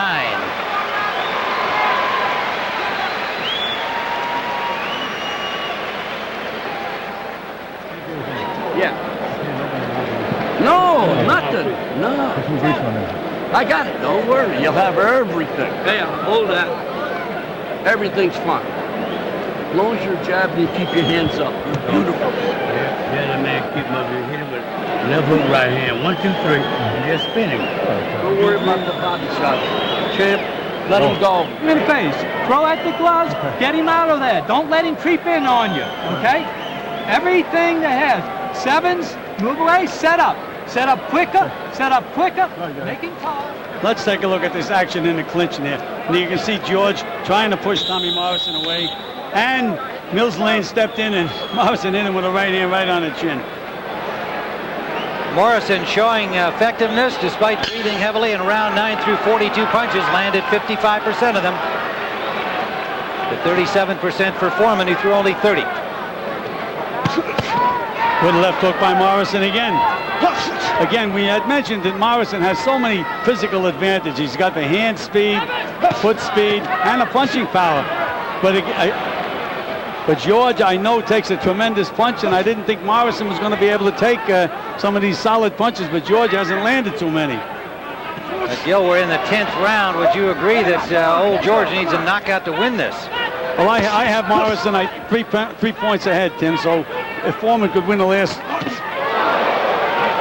2 or 3 rounds, would have a very interesting score. But he landed a good left hand, but just grazed Morrison with the right behind it on the cross. But it takes him so long to get off, Tim. Morrison scouted him perfectly for this fight. There was a good stiff jab by George.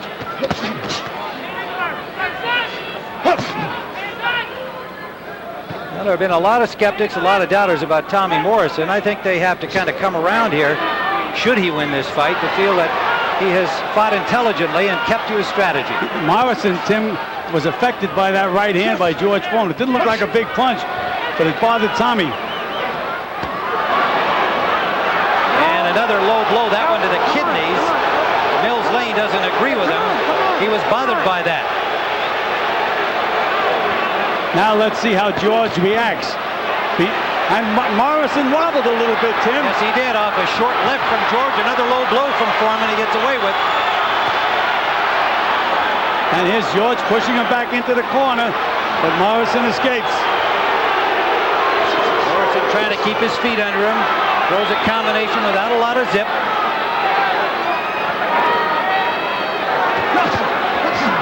That's a little better, a right hand behind the left hook. Foreman missing. Morrison over the top. Under a minute to go in the 10th. And George's right eye is really starting to look angry now. Big swelling underneath that right eye. And they're booing Morrison for moving away. But it is an effective strategy. Well, those are Foreman fans, no doubt. A good right hand by Morrison. And a good left by Foreman. That blocked Morrison. Morrison comes back with a right of his own. Morrison's hands are down more here. He's in jeopardy. Another low blow by George. That's going to cost him a point. And that does cost him a point. 1 point off. 1 point off here. 1 point off. Come on. Big right hand by Morrison. Final seconds of the 10th. Roundhouse left misses.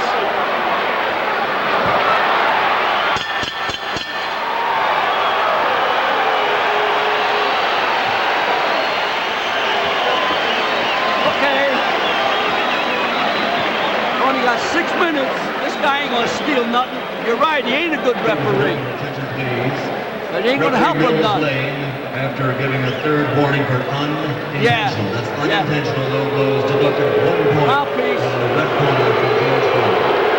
Hey, Mills, I have to have a lot of sevens, a lot of punches and bunches. Feeding to the combinations, hands up, hips.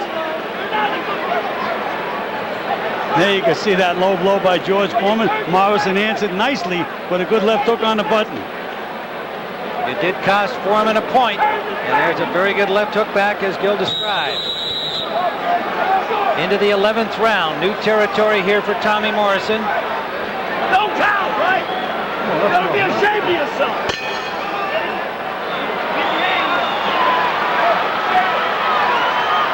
And again, you had mentioned that George Foreman did not want Mills Lanes, the referee. That 1 point he took would be a key point. How's your scorecard now, Gil? There it is. 97-94 Morrison. I have Morrison handily ahead, having given only 1 round to Foreman back in the 4th.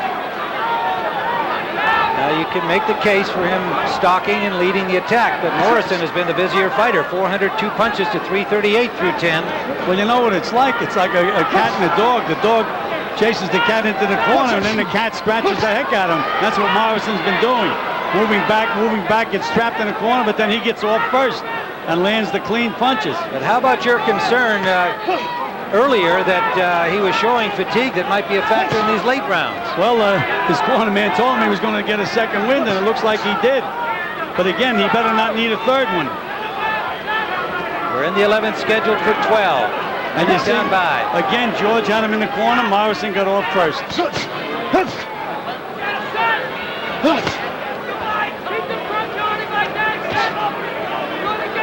George just walks in, doesn't punch, and Morrison nails him with some kind of punch or the other. Here's George walking in again, walking in. And he lets Morrison out without much resistance from that corner. And you know, Tim, they say fighters get old all of a sudden. George didn't get old all of a sudden, but you can certainly see the signs of aging in this fight, with it's taking him so long to pull the trigger on any punches. Even if he happens to get lucky and win the fight, there's a big difference in this George Foreman. Big left hook off the clinch again. Morrison's done that well throughout the fight. That left hook missing. Under a minute to go in the 11th. Well, Morrison, I think, feels he's got the key, Tim, and he's very, very relaxed. He knows what he has to do. He's got to get through this round and one more round. Here comes George again. He's got to say, and again, George walks in and Morrison does the punching. Here's George again, coming again. Now let's see how long it takes him to get off. Doesn't get off at all. Morrison now throwing punches from all angles. Right hand leads, left hook leads. He's abandoned his jab.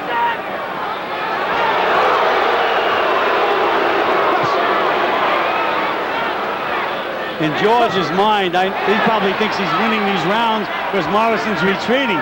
But he's retreating and George is getting nailed. I don't see how Foreman can believe that, although Angelo Dundee tried to convince him of that during the last break between rounds. And Morrison is breathing heavy.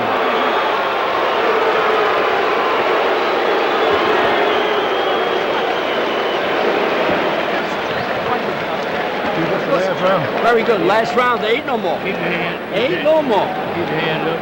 Keep your hands up. He's hitting this boy. He's about ready to quit any time, but he's getting room.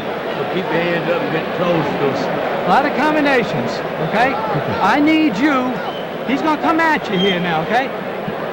Everything you coming forward on, okay? 7-7 combinations. Get on the inside. Be tight. Be tight on the inside. Look for you. He's doing that. Just don't blow your nose. Last round now. Champ, ain't no more. Don't let him turn his back on you. Punch. You understand what I'm saying? Steal the last 30 seconds. That's right. They telling him he's got to knock out. Let's go. Let's go. How do you shoot?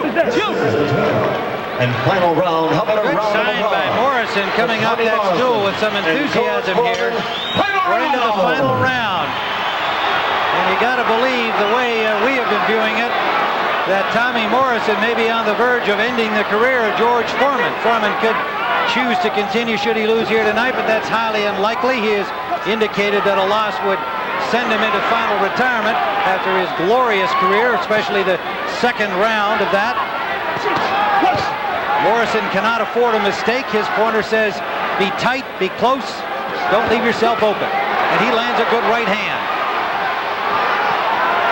And Tim, knowing George's mind the way I think I do, if he loses the fight, don't be surprised if he doesn't say he's going to fight again. Ask for a rematch, maybe. But George Foreman, 75 fights in his illustrious career, only 3 losses, maybe looking at number 4 at age 44. For Tommy Morrison, it would get the monkey off his back, silence the skeptics. Good right hand by George Foreman. Short right hand. Short right hand. George Foreman showing that great championship quality, doing all he can. Is it enough?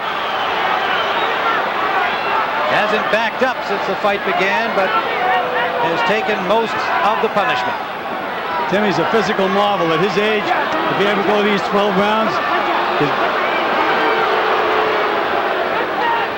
even had a word for his corner there. We couldn't make it out.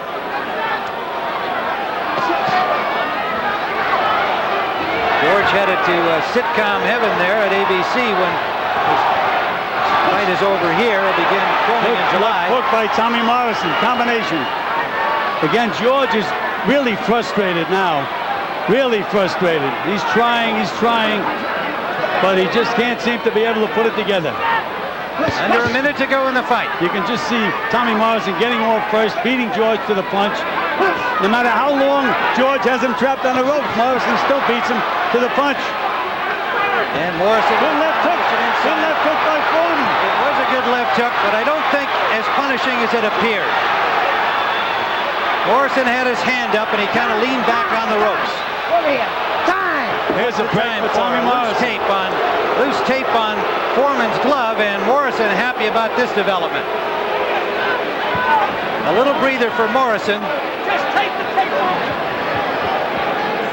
All right, that's good enough. That's good enough. It'll lay. That's good enough. Come on, Charlie. Come on, 35 seconds remain. Time in. Come on, here we go. That was a break for Tommy Morrison. And again, it could add to the controversy of Mills Lane, although he certainly did the right thing by stopping the fight and fixing that tape. And he didn't put the tape on George's glove. Just following the rules. I don't think there can be any controversy, and it's loose again. They didn't repair it well. Time. And he calls time with 11 seconds left, but they keep fighting. And Mills Lane lets them fight. Move it. Time. He's calling time again. Right. And a bell sounds, ending the fight. It really doesn't matter. It is moot. Tommy Morrison with the look of a winner. The 24-year-old from Kansas City. Only one defeat on his record, that at the hands of Ray Mercer, but a lot of skeptics about his ability. And no doubt some of those will be saying, well, if he wins this, he should have been able to stop the old man. But we saw how tough, how strong George Foreman still is at age 44. What a competitor he is, Tim. He almost never wants to face defeat.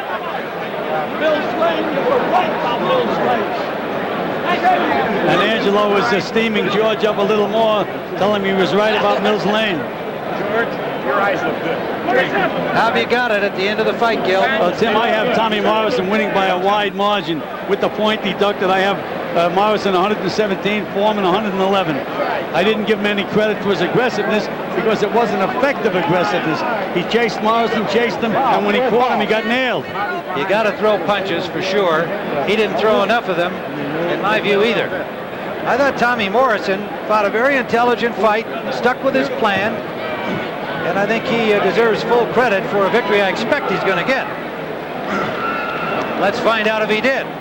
We'll go now to our host, James Brown. All right, Timmy, thank you very much. And as we await the decision from Michael Buffer, three things come to mind. Quickly, all fight fans certainly know that George Foreman offered some advice to Tommy Morrison after that fifth-round brutal beating at the hands of Ray Mercer back in October of 1991. The question is, did that advice come back to haunt George Foreman tonight? Number two, a much more serious work ethic displayed by Tommy Morrison tonight. He was in excellent shape. We'll get back to the third point after the most important point, and that's the decision. Let's go back down to Michael Buffer. Ladies and gentlemen, let me remind you the winner of this bout will be the WBO World Heavyweight Champion. We go to the scorecards. Dalby Shirley and Patricia Jarman both score the bout 117 to 110. Gerrie Roth scores the bout 118 to 109 for the winner and new champion, Tommy the Duke Morrison.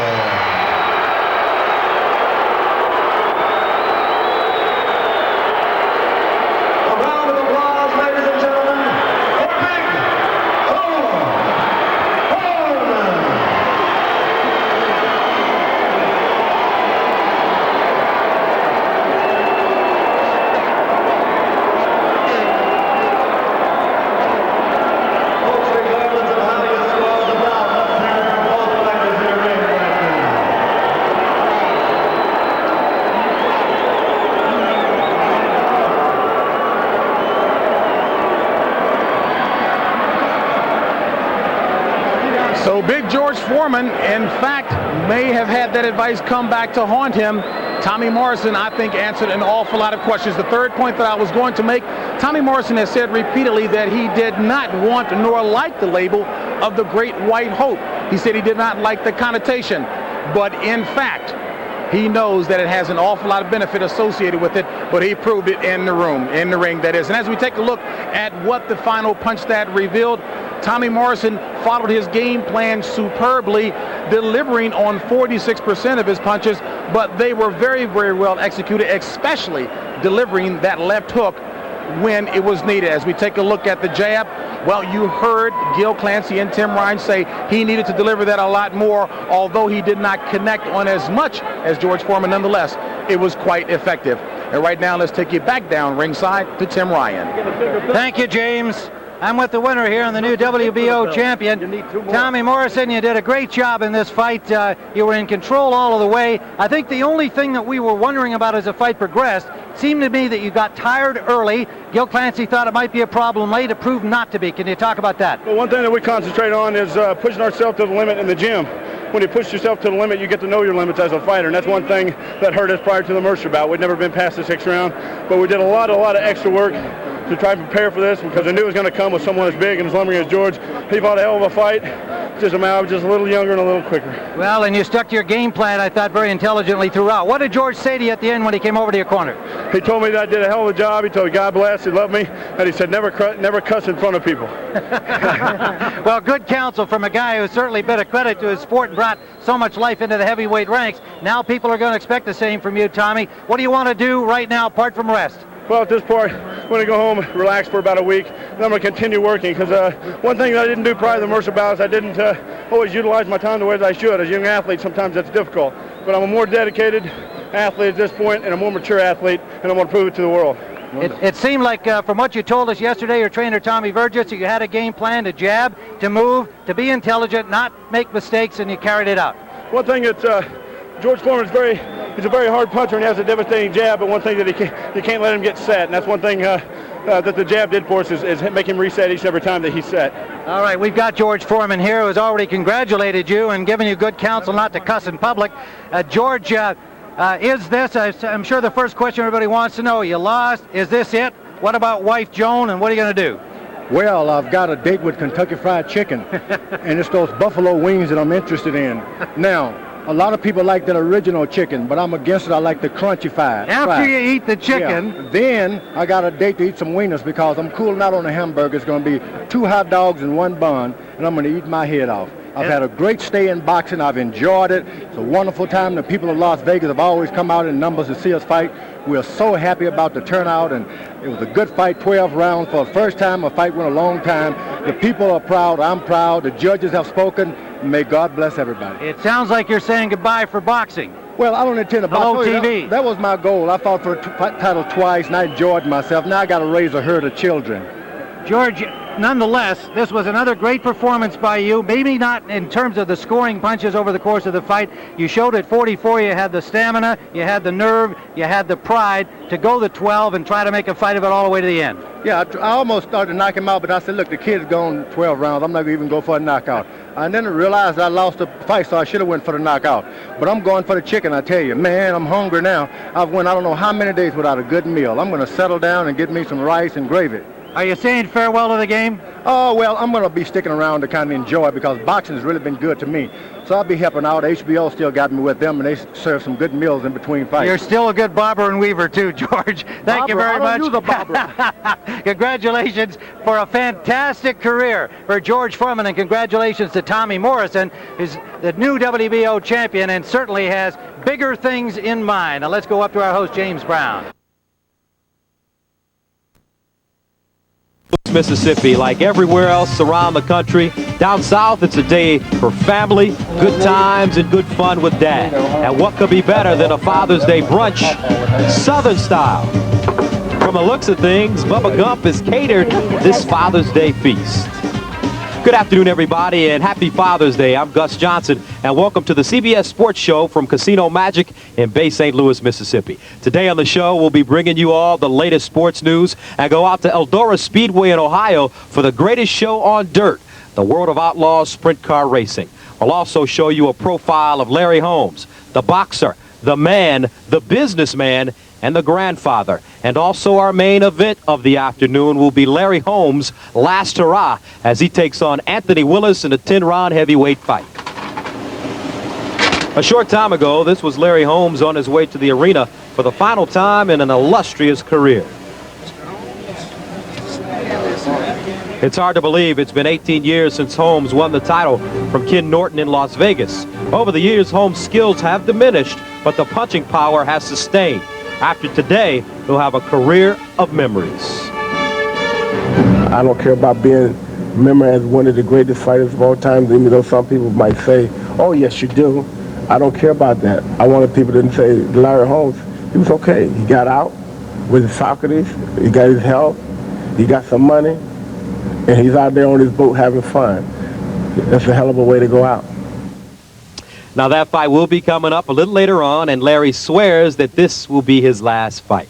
Now a little boxing news for you. Last night in Florida, Roy Jones Jr. successfully defended his IBF World Super Middleweight title with an 11th round TKO of Eric Lucas of Canada. But the story last night wasn't Roy Jones, it was former WBC World Featherweight Champion Kevin Kelly, who courageously walked into the ring in the 8th round of his bout with Derek Gainer with a dangerously swollen right eye. I can't see out, but I'm fighting. Let's go. Can you see out of the other eye? Nothing. You can see out of that eye. Fine. I can see. The ring doctor examined Kelly's right eye before round 8. Kelly was able to see just well enough to land the big left hook, catching Derek Gainer coming in to score the knockout at 2:16 of round number 8. That was Kelly's 31st knockout. He improves his record to 44-1-2. In the meantime, here in Bay St. Louis today, they're talking about last night's wild scene. This was how it looked after the closing bell of the middleweight bout between Aaron Davis and Anthony Stevens. Handlers and some spectators all jumped into the ring. Bay St. Louis police quelled the chaos. No arrests were made and no injuries were reported. But in the midst of the brouhaha, a star may have been born. Take a look at this man in black who displayed a formidable pugilistic style. Luckily for his targets, none of those blows landed, and as quickly as he got in, he got out. Apparently, he comes from the stick and move school of boxing. And by the way, Stevens was originally announced as the winner of the fight by a split decision, but when the judges' cards were checked again, it was determined that Stevens had won unanimously. A wild day indeed. Now let's make it from Bay St. Louis, founded in 1699, rich in Southern tradition. 570 of its houses are listed on the National Register of Historic Places, and a national treasure in his own right. And on this, the occasion of his last foray into the ring, Larry Holmes' family has a special Father's Day wish for him. Happy Father's Day, Dad. Jack the guy out for us. Good luck and we love you. And this is the man who looks to spoil Larry Holmes' Father's Day, Anthony Willis. That fight will be coming up shortly, but first, let's send you back out to Rossburg, Ohio for more sprint car racing. Holmes, the fighter, has made a significant mark on the boxing world. For nearly a quarter century, he's been a warrior who fought not only to overpower opponents, but also to overcome the legend of Muhammad Ali. When I became champion, it was always a shadow casted upon me that I was copying off of Muhammad Ali. I couldn't beat Larry Holmes after he was champion. Well, he was Larry Holmes, heavyweight champ from 78 to 85, longer than anyone except Joe Louis. He won his fights, but not the adoration he craved or the respect he deserved. You held the title for 7 years, but at the same time, when boxing historians talk about the greatest fighters of all time, quite often your name's omitted from the list, and that must make you frustrated in itself. No, I think my action speaks louder than the words. I think that, my existence speaks for itself. I think they have to now notice me as being one of the great fighters of all time. I don't care what they do, what they say, whatever happens to me in this day. They say that I am nothing today. It's okay, because to me, I'm something. To my family, I'm something. To my friends, I'm something. And something deep inside helped him accept his narrow defeat to Michael Spinks. He lost the title and a chance to tie Rocky Marciano with the 49th straight win, but he did not lose his self-respect. I fought so hard for 18 years, and still you don't win the recognition, the respect from the people, but that's okay. I'm still the heavyweight champion of the world. I still accomplished something that nobody ever thought I would accomplish, and I have nothing to be ashamed of. It's always been my philosophy. When I lost the title with Spinks, I knock on wood, thank God that I didn't get hurt. Thank God he didn't get hurt. And I still thank God for me being the best thing he ever put on this earth. And that made people mad because I love me. Thank you, Jesus, for Larry Holmes. I lost. Your opinion, I lost. So what? I ain't got a title. I can't worry about something that I have no control over. You're perceived by some as being a bitter man, but it doesn't seem like you are sitting here talking to you today. You going to say to me, aren't you bitter? I said, no, I ain't bitter. But why ain't you bitter because of this? Because I ain't bitter. But you got to be bitter because they ain't treating you right. You're not rated as one of the great fighters of all time and all this stuff you do. You got to be bitter. I ain't bitter. And why should he be? He's made wise investments in his hometown of Eastern Pennsylvania and has succeeded where so many other fighters have failed. He's worth millions. Where did this business savvy come from? When did you know that, you had to take some time to plan out your future while you were still fighting? I was planning out my future while I was fighting. I was planning out my future before I started fighting. I started fighting because I wanted a future. I wanted to be able to get something for my wife and my kids, and I wanted to be able to hold something for my grandkids. I wanted to be able to put something together after I'm way gone. When I'm left this earth, I want something to have something to show. And I think I've done that with this Larry Holmes Drive, with this office building, my complex here. I think I've done something that should be an example to all the fighters who make tons of money. They should build themselves a foundation, not a house, not a car, not a girlfriend here, not a girlfriend there, but a foundation so they can have something to go right back to when it's all over, because it ain't nothing gonna last forever. It seems like his career has lasted forever. But the sweet science can't be so sweet anymore for this 46-year-old granddad. So why does he do it? I'm fighting for money. And that was a no-no in the game of boxing, because I'm supposed to think like all other athletes. I'm doing it because I love this sport. I really love this sport. I can't do nothing for money. I got to do it because of the love of this sport. No, I love the sport of money. You want to get hit in your mouth free for a trophy? I did that in the Golden Gloves. I don't have no more trophies anymore. My trophies are gone. They're broken, rusted out. Boxing is business for me. Well, I'm getting old, guys. Well, I'm old already. He prepared for what he said will be his last hurrah, and after a career of highs, lows, and KOs, he'll retire at 70. 70 fights, that is. I feel that this will be a gift to my kids and to my wife, and it'll be a gift to the world of boxing, because they say, damn, by the time you get the hell out of the game, because I'm a threat. I'm a threat to every one of those chimps they got out there. But I'm out, man. Listen, Larry Holmes has done his thing, so I got to go out satisfied. Larry Holmes, and he did tell me that he would unretire one more time for a chance to get into the ring with his contemporary, Big George Foreman. Now, Tim Ryan and Gil Clancy at ringside, and gentlemen, is this it for Larry Holmes? Well, I guess that question will always be asked until he finally doesn't appear in the ring again. I don't think there's any way that George Foreman is going to fight Larry Holmes. Therefore, I accept this as the retirement on Father's Day. How about you, Gil? Well, except for the George Foreman fight. I don't think there's anybody else out there for Larry. He's got a good head on his shoulders. He's a little worried about the Muhammad Ali and Jerry Quarry situation. I think that this probably is his final fight. And you wound up saying probably. Well, one thing for sure is that he is a legend, and his record proves it. And whatever else, whatever yardstick you might measure him by, these numbers are hard to belie. 7 years as heavyweight champion, second only to Joe Louis for duration of holding the heavyweight championship. 48 consecutive wins, stopped only by Michael Spinks from tying the mark of Rocky Marciano. All of his 5 losses occurred only in title fights. And since his comeback in 1991, 16-2. Not too shabby at all. Well, Gil, I guess if he has a legacy to leave in terms of a punch, it's that wonderful left jab. Well, Tim, there's no question about it. I always taught my fighters, if you can't hit a guy with a jab, you can't hit him with anything. And Larry found out early in his career, he's got a jab that scores points, but also punishes opponents. There you see him using that left jab on Muhammad Ali, trying to open everything else up. But in the meanwhile, he's punishing you with that jab. Now you see him with Jerry Cooney again, snapping that left jab out side to side, but always with the left jab first. There he is again. Now you see him with Kent, same exact thing.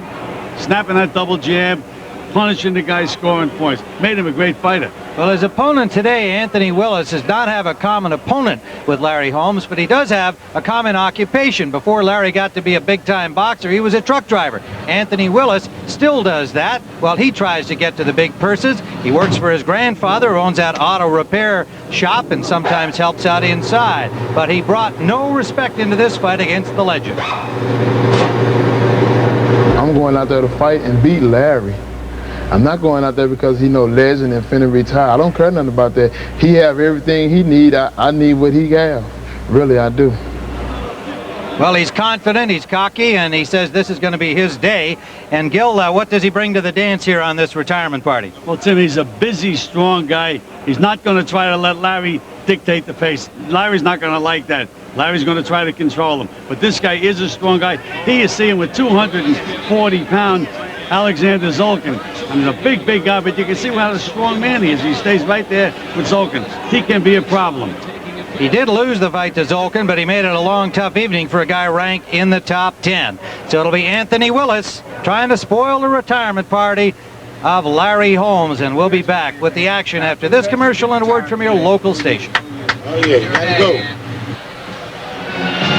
Tim Ryan and Gil Clancy, we are ringside in Bay St. Louis at Casino Magic, awaiting the appearance of Larry Holmes. Anthony Willis in the ring, the 28-year-old from a suburb of St. Louis, Wellston, Missouri. And here comes the former champion of the world in the heavyweight ranks, along with his handlers. Larry Holmes coming into the arena, and that's his son, Larry Jr., 13 years of age, who has said that this is what he'll miss when his dad retires. He loves this moment, bringing his dad into the ring. Sellout crowd here at Casino Magic. His wife, Diane, who is glad to see this day finally here, smile for her husband, and no doubt just hoping that he doesn't get hurt in this final day of his boxing career. 16 years of marriage, and one of those many long-suffering wives of athletes, and certainly those of boxers who, like those of athletes in other contact sports, hold their breath through each contest. Father's Day. And 2 dads, Anthony Willis with youngsters of his own. And he says, I don't want to spoil Larry's Father's Day, I want to enjoy mine.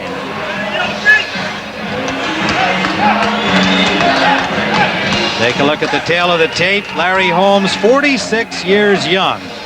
Anthony Willis, 28, trying to make Holmes look old today. Holmes at 6'3", Willis 3 inches shorter and came in at 216. Holmes down 6 pounds from his last outing, down to 240. So he has worked hard to get ready for this final appearance, and he has told us he wants to look good, of course. Rules under the Mississippi State regulations: a standing 8 count, which counts as a knockdown in a round. If there are 3 in a round, the fight is over. Count continues after the bell, except in the final round. And if an accidental foul should end the bout after 5 rounds, it would go to the cards to determine the winner. And now for the fighter introductions. Let's go to our ring announcer, Ed Darien. Live from Casino Magic here in Bay St. Louis, Mississippi, Murad Muhammad and M&M Sports proudly present this afternoon's main event. Les Bonanno is the event coordinator. Is approved by the Mississippi State Athletic Commission. The Honorable Billy Lyons, Chairman. Our judges: Paul Cita from Folsom, Louisiana, C.D. Jenkins of Biloxi, Mississippi, and Chester Como, also of Biloxi, Mississippi. In the ring at this time, the man in charge of the scheduled 10-round heavyweight bout from Destrehan, Louisiana, Elmo Adolph. And now, my good friends, introducing the principals. First in the red corner, wearing the black trunks with the gold trim. Now, he tipped in at an even 216 pounds. This young man has 16 wins, 4 losses, 1 draw, with 10 knockouts. All the way from Wellston, Missouri, and now making his home in St. Louis, Missouri. Ladies and gentlemen, let's bring on Anthony Big Hand Willis.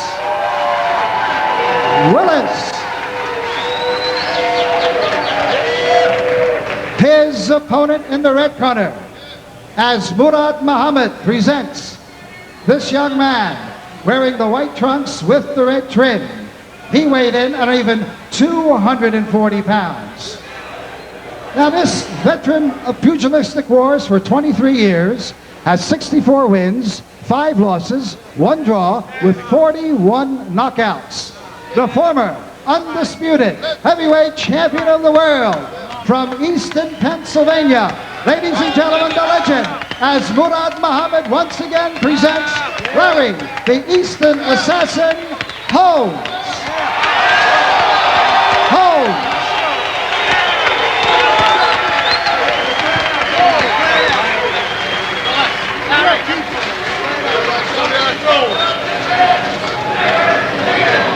Bring him down for me. Bring him down for me. Larry.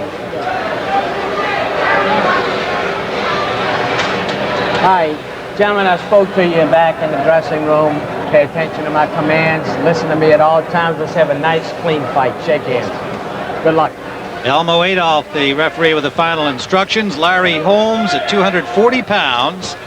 A record of 64-5 over his long career, his 70th professional fight at age 46.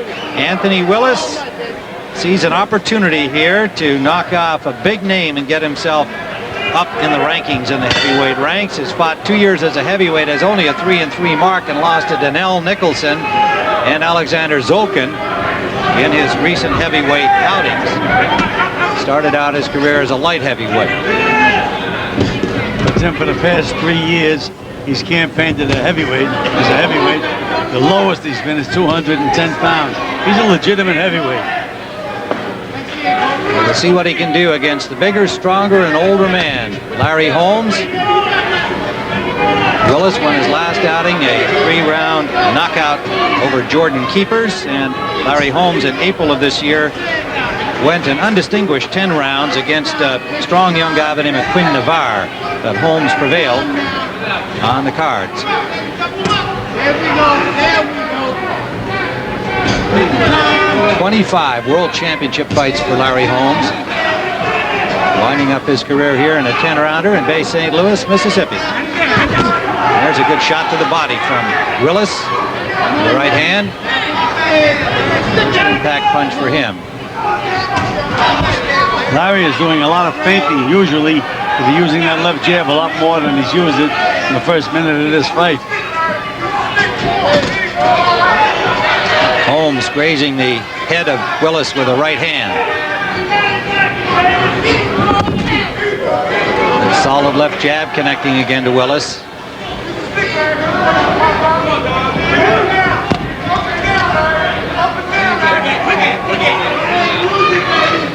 Anthony Willis, a long amateur career, 108 wins against 7 defeats, was champion of the state of Missouri, Golden Glove champion for the state. People forget Larry Holmes had a good amateur career. Short, though, 19-3 his record, but was the AAU champion before turning pro.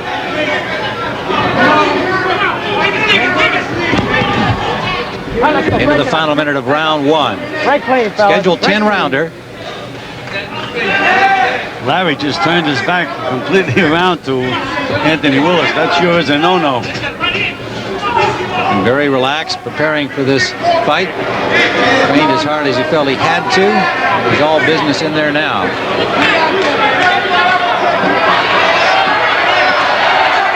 When a guy like Lewis is fighting some of his experiences, Holmes can get away with those feints, lay against the ropes. Willis will see all of that in this fight. But you can see he's a busy guy, Willis. He throws punches. All right, let's go. Get out of here. Get out of there. Final seconds of round number 1.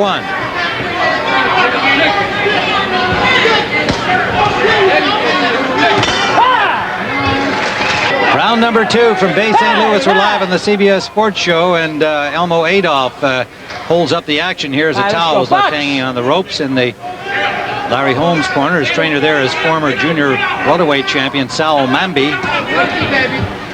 Come on, baby. You know, a guy like Larry Holmes with all his experience, you could take him around to try to solve Willis's style.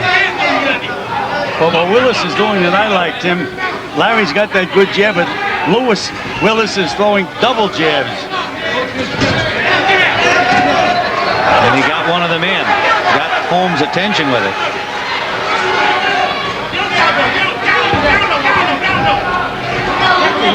Willis said that he was going to try to get inside. He is the shorter man. And try to get in that deadly left jab of Larry Holmes. Try to work his way in with head movement and by staying busy. And a right hand by Larry Holmes landed on the chin of Willis, but Willis just kept coming. Right on the button, Tim.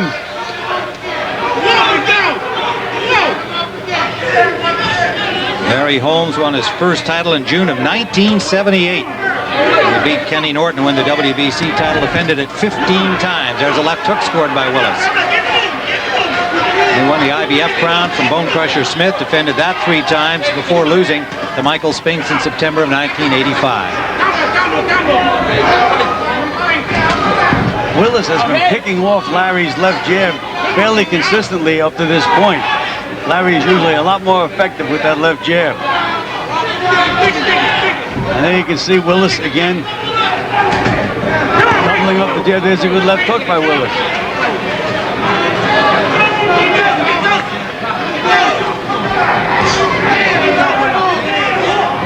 Willis so far not been intimidated at all by Larry the Legend, fighting his fight plan into the final minute of round number 2. Now Holmes lands 2 consecutive jabs.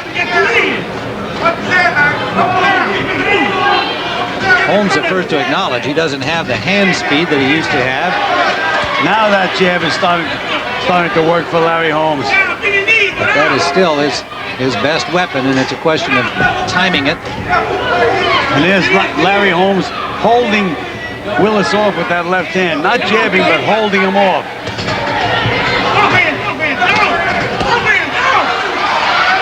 Willis powered his way through and landed a body shot. And bangs to the body again. Holmes ties him up. Final seconds of the second round.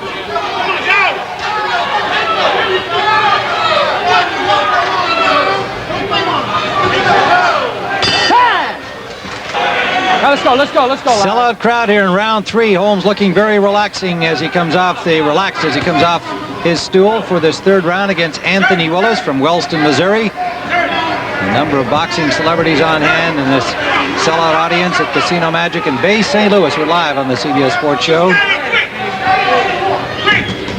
Willis trying to work his way in again. Holmes started to measure his jab and score it late in round number 2, and he hits one there and another. There was his best jab of the fight. Snappy left jab by Larry Holmes. Willis undone it, keeps trying to bore his way in here in the third.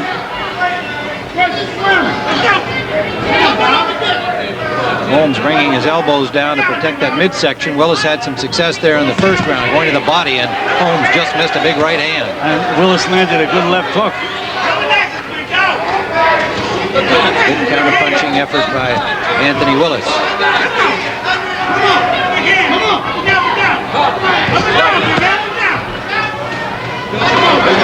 Holmes is starting to get a range with that left jab, and he's got a little swelling underneath Willis's left eye.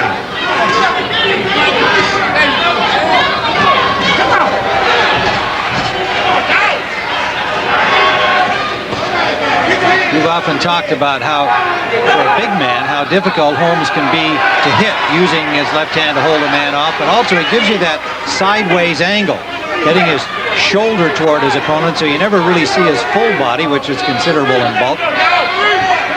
Well, a lot of times what he does do, he'll hold you off with an open glove, and that is a foul, but it's up to the referee to control it. If I was in Willis's corner, I'd have him throwing straight right hands at the body, even if Larry's jab, his left hand is down there, because not only you tie up the left hand, but you can land the body shots as well. Then come back with your left hook. Into the final minute of the third round. Combination scored by Holmes to the head of Willis. Willis has to be saying to himself, what is he doing? Looks like he's going to fly. There's that big right hand. Loaded up by Holmes and landed. Again, Willis keeps coming forward. And he wings a right hand of his own that missed. Now Holmes resting near the ropes, holding off Willis.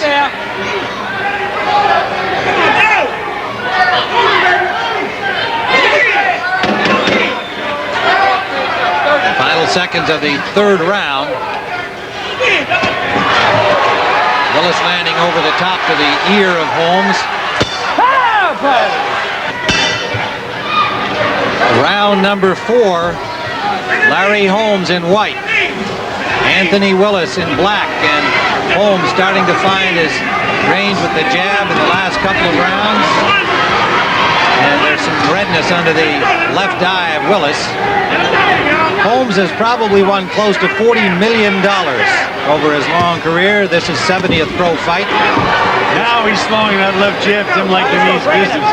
They're really powerful, quick left jabs by Larry Holmes. And his first payoff, Gil, was for $63 in his very first fight against someone named Rodell Dupree back in 1973. That's pretty good. Usually you got 50 for 4 in those days. Must have sold some tickets. Again, you see Larry just slides to the right a little bit, and Willis just can't figure out that little movement of Larry Holmes. He's so relaxed, so cute in there, Larry Holmes. Now Willis landed a right to the body and came in and threw that overhand right. He's been able to find the back of Holmes' head with that overhand a couple of times. Hasn't been able to hit him flush on the button with it. There's a good body shot from Willis. Banging the right hand. Get down. Step back clean. Again, Willis is trying to put pressure on Larry, not allowing Larry to control the pace. As long as they stay out there and they're not busy, it's all Larry Holmes. He's a master at feinting, snapping that left jab. This is the way he likes to fight. And he missed badly with the right hand. He almost got nailed when he missed with that right hand. There's a stiff jab. Another stiff jab by Willis. Willis with 2 good jabs. That gets the crowd alive. Holmes resting. blinking a bit at those last 2 pops he got from Willis. Well, then Willis does not want to allow him to rest. There's a good left hook again by Willis.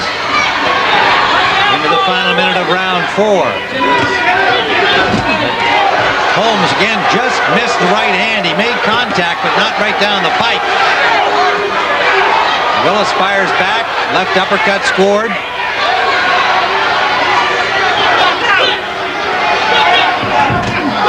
Both boxers land in that exchange. Willis not been intimidated by Larry Holmes so far. Very relaxed, Tim. Very relaxed. Good combination by Holmes. Well, I thought they were blocked, Tim. The left hand got through. The right hand he might have picked off with his left glove.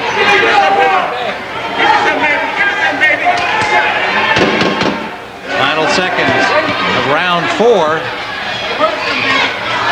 Anthony Willis holding his own here against the legend Larry Holmes. Right hand by Holmes, right hand back from Willis.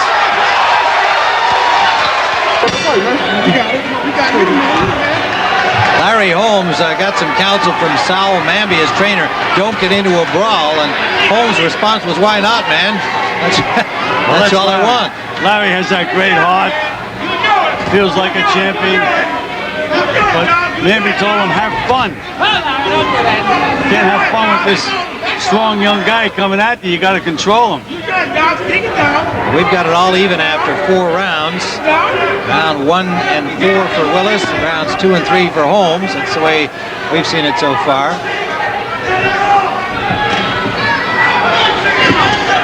There's a snapping jab landed by Holmes. And another.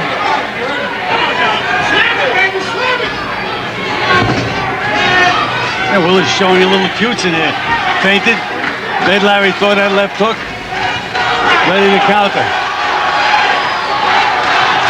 As you mentioned, Willis had a great amateur career, Tim. He's not a rookie. Let's go. 115 amateur bouts. Lost only 7 of them and was a state Golden Gloves champion in Missouri. And you can see he's feinting. Feinting with his feet. Really throwing Larry a little bit off. Even though he's had only 19 fights, he's 28 years of age, so he's a mature man. Good jab by Holmes, but Willis comes right back. 1-2. Right hand scored by Holmes. I was just going to say that Larry's going to have to throw a couple of good combinations to really try to control this young fella. He's not doing it just with a jab. And you can see Willis keep putting pressure. Keeps Larry in front of him at all times. Willis doesn't have any big victories on his resume. The good fighters he has fought, he has lost to Adolfo Washington as a light heavyweight. James Stanton, Donnell Nicholson, and Alexander Zolkin. Hasn't been able to beat those guys. But he's fighting with a lot of confidence here. Into the final minute of round 5.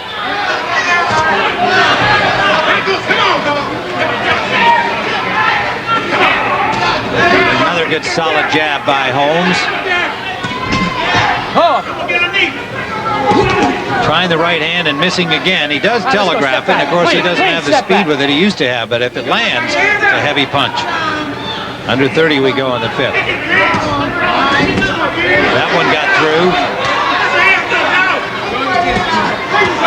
Willis' right hand was blocked. Final seconds of round 5.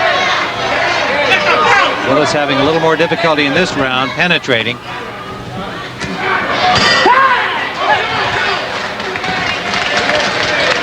Larry Holmes going slowly back to his corner where he'll be met by Sal Mamby. Lee Black is cut man. Second split for Ransom and Linwood Jones. So a lot of boxing celebrities came out to watch this final appearance by this great heavyweight champion, Eddie Futch, who trained Larry Holmes for 12 fights earlier in his career. Matthew Saad Muhammad, always I thought one of the outstanding light heavyweight champions, and gave us a lot of excitement on CBS fights back in the early 80s. Ernie Terrell, former WBA heavyweight champion, now boxing promoter. And Riddick Bowe came over from New Orleans, where it looks to me, Gil, like he's been getting himself in good shape. He looked good, didn't he? Looked better than I've seen him in a long time, Tim. Riddick Bowe ringside here, and all here paying tribute to the outstanding heavyweight champion Larry Holmes in his final appearance. 70th professional bout. And Tim, these are the rounds where Larry should be looking to take control. You know, Willis has only gone 10 rounds one time, and he was breathing a little heavy at the end of the last round. So let's see if he has the stamina. He's really making Larry work, though. Throwing punches, putting him together. That 10-round fight was against Zolkin. He lost it, but he fought well in that bout against the top 10 heavyweight. But he does acknowledge he hasn't had that long fight experience. His victories have come 11 of 15 by knockout, within 8 rounds 4 times, and 10 rounds only once. Larry's trying to take Willis's concentration away from his talking to the corner.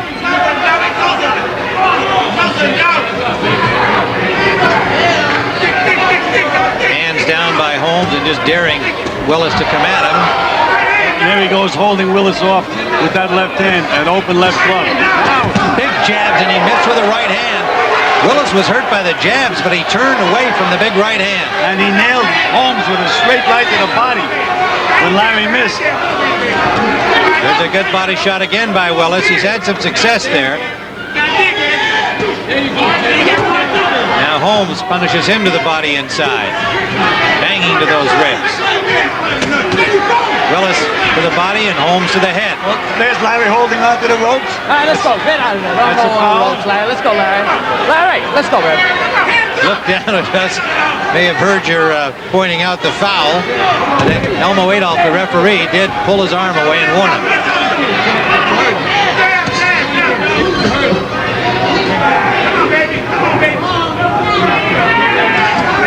Good left jab by Willis. Stiff left jab. Under a minute to go in round number 6. Oh, combination by Holmes. And all it did was wake Willis up. He nailed. Fires back after he gets right hit. on the button. Holmes is really having to work in this fight, no question about it. Willis has shown he can take a punch, that's for sure. He was knocked down by Zolkin, but got back up to go the distance against the big heavyweight. Under 30 seconds in the 6th. Starting to breathe a little heavy, though. Pressure. Now Larry's putting the pressure on Willis.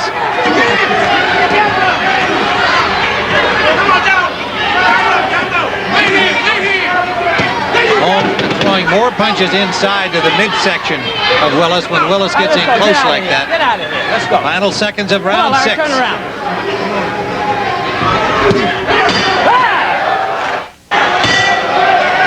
Round number 7. Tim Ryan and Gil Clancy live on the CBS Sports Show. We're at Casino Magic in Bay St. Louis, Mississippi. The Father's Day retirement party by Larry Holmes, and he opens with a good combination. Anthony Willis in black, Holmes in white. Anthony Willis has made Larry Holmes work very hard here through 6 rounds. This is scheduled for 10. Oh, come on, Larry. Let's go, baby. It's the last one. Let's do it good, okay? Elmo Adolph warning Holmes again in a very kind fashion when he grabbed the ropes. He said, let's go. He didn't exactly tell him not to hold the ropes, but Holmes knew what he was doing. Quick jab by Larry Holmes.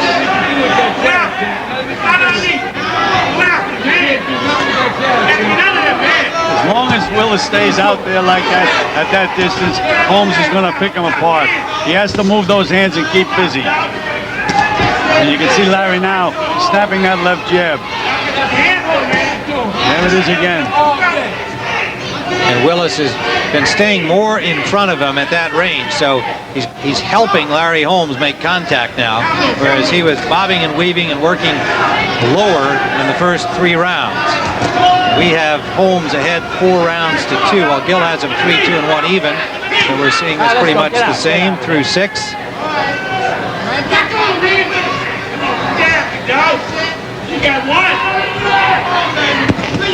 Now Willis trying to barrel his way in, bang to the body successfully. Both came together and both landed. That seemed to wake up Holmes a little more.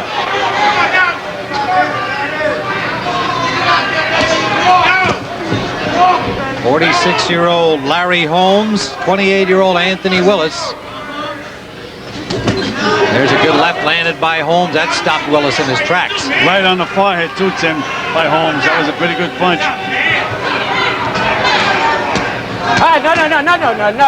No. Let's go. All right, box. See Larry walking to his right. That takes Willis a little off balance. He just can't get himself set. He's got to use both hands, Willis, or he's not in the fight. All right, let's go. Get out of there. Don't punch. Willis appears to be tiring a little here. Round number 7. Bang to the body. Scored those punches, but he hasn't been as active. He's standing more upright. There's a good right hand by Willis. A lunging right hand lead. Don't hold him, Larry. Don't hold him. Final seconds of round 7.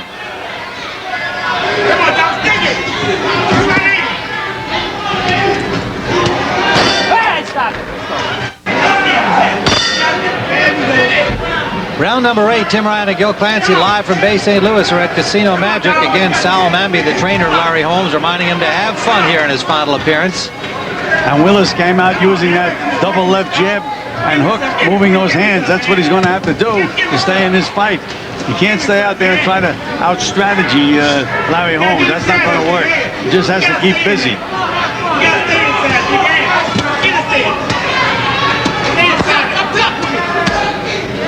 All right, let's get out. Boxing coming up in July.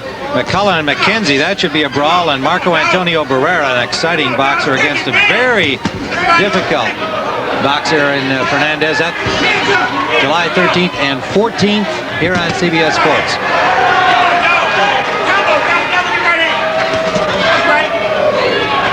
All right, let's go. Break it up. You do it. Watch your head. Round number 8. Come on, Doc. Take it. And a tremendous right hand by Holmes. That one perfectly timed, and I don't think Willis is going to make it up. He will not. Larry Holmes celebrates his retirement with an 8th round stoppage of 28-year-old Anthony Willis. Perfectly delivered right hand behind that solid left jab, and Anthony Willis slow to get up here, and hopefully he's okay. But what a way to finish for Larry Holmes. And Tim, that was strictly from memory. That he got that right hand in there just the way he's supposed to. Earlier in the fight, a few times he could have pulled the trigger. He wasn't able to do it. But all of a sudden, it all came back to him. Well, you can see Willis appears to be okay. It almost looked when he took the shot that he was going to try to come forward again. Almost a delayed reaction, but it was a tremendous shot, perfectly delivered. I got it.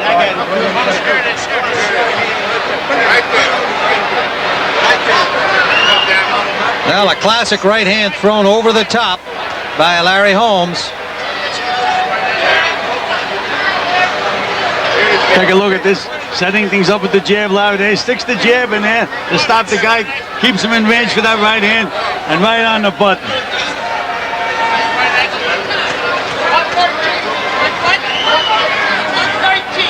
One more look at it, Gil. Beautiful execution. There's that left hand, sets him up, bang, back with the right hand. Like he hit him just below the ear, and Anthony Willis getting lots of attention over there. It did indicate that he's okay. And so Larry Holmes celebrating his retirement on Father's Day with this big right-hand knockout of Anthony Willis. What a way to finish his distinguished career. Fight number 70 in his pro career and his last.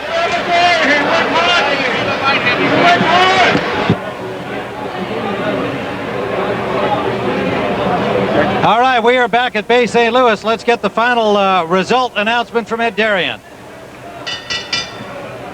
from Casino Magic here in Bay St. Louis, Mississippi, at Murad Muhammad Promotions, the time of this bout, 1 minute and 13 seconds of the 8th round, and a winner by a knockout, the former undisputed heavyweight champion of the world, the Eastern Assassin, and a living legend, Larry Holmes. Congratulations to you, Larry. It must be a satisfying way to finish a long and distinguished career. Yes, it is. I tell you, man, I had a long reign as the heavyweight champion of the world. Nobody thought I could do it. I done it. I got out. I hope I got out with all my faculties, my health, my family, my wife, and my kids. And I want to say this is the first time ever on CBS. Been with you and Grill, Tim. It's a pleasure. And I want to thank CBS for having me at this last fight. Well, you're more than welcome. It was a good display for an old guy on his Father's Day. I want to say Happy Father's Day to you, and Happy Father's Day to all the mothers out there that their deadbeat dad is not there with them. Happy Father's Day, mothers, and Happy Father's Day to all you fathers who are out there taking care of your family. All right, well, speaking of mothers, let's find out from Diane how she feels about the end of your career. Diane? Oh, it was wonderful. I'm glad it's over. You are glad it's over. Yes, I am. Now, what happens if George Foreman calls tomorrow? We'll start all over again. Is it still all over? Well, Tim, yeah, it's over, really. I don't think George wants to fight me. He can talk all the bull he wants, but we know that I still have a jab, and with George Foreman, my jab will work real good because he's 1 year older than I am. Well, talking about your jab, why don't we play back what you did here with Anthony Willis? Did you have some concern? He was an eager young guy who was certainly there to try and go the distance and upset you. Well, you know, my daughter's older than this kid here, you know, so it makes these kids a little hungrier, especially if they could get me on their resume, you know, so they interested in me. So I know what I have to go out against, and that's why I go out there in shape. All right, let's show the knockdown again. Again, your patented jab, setting it up in a perfectly delivered right hand. Well, you know, I was trying to set him up from the 3rd round on to take him out of there. But, you know, he was slick. He watched the films and whatever. And then I noticed something in the 5th round, the 5th and the 6th round, he started getting a little winded. And I know it would be a matter of time before I catch him. Now, you didn't get winded. No, I got a little winded one time, then they poured the water down the wrong pipe. So, but everything went well. All right. Well, Larry, I know you've got so many fans watching in today who have followed your career for so long. They wanted a finish like this, but Anthony Willis had some other ideas, and you showed that you were still up to it. But I know that they're all grateful, as you pointed out, that you're going to quit now.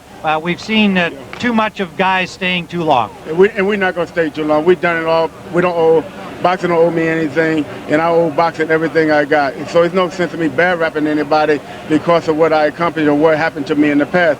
Now I want to live clean. I want to live happy. I want to continue to help the game of boxing if I can. And before I go out, I want to say Happy Father's Day to my mother, Flossie, because she raised all of us, all 11 of us, by herself, and she one hell of a mother. All right. Well, congratulations again to you, Larry. I hope you've enjoyed your retirement party. Certainly the sellout crowd here in Bay St. Louis did, and television viewers around the country. I can drink now. You want a beer? He's ready for a cold beer. All right. We'll be back with more from Bay St. Louis. Stay with us here on the Sports Show. We'll be back with Gus Johnson in a moment. It's a knockout.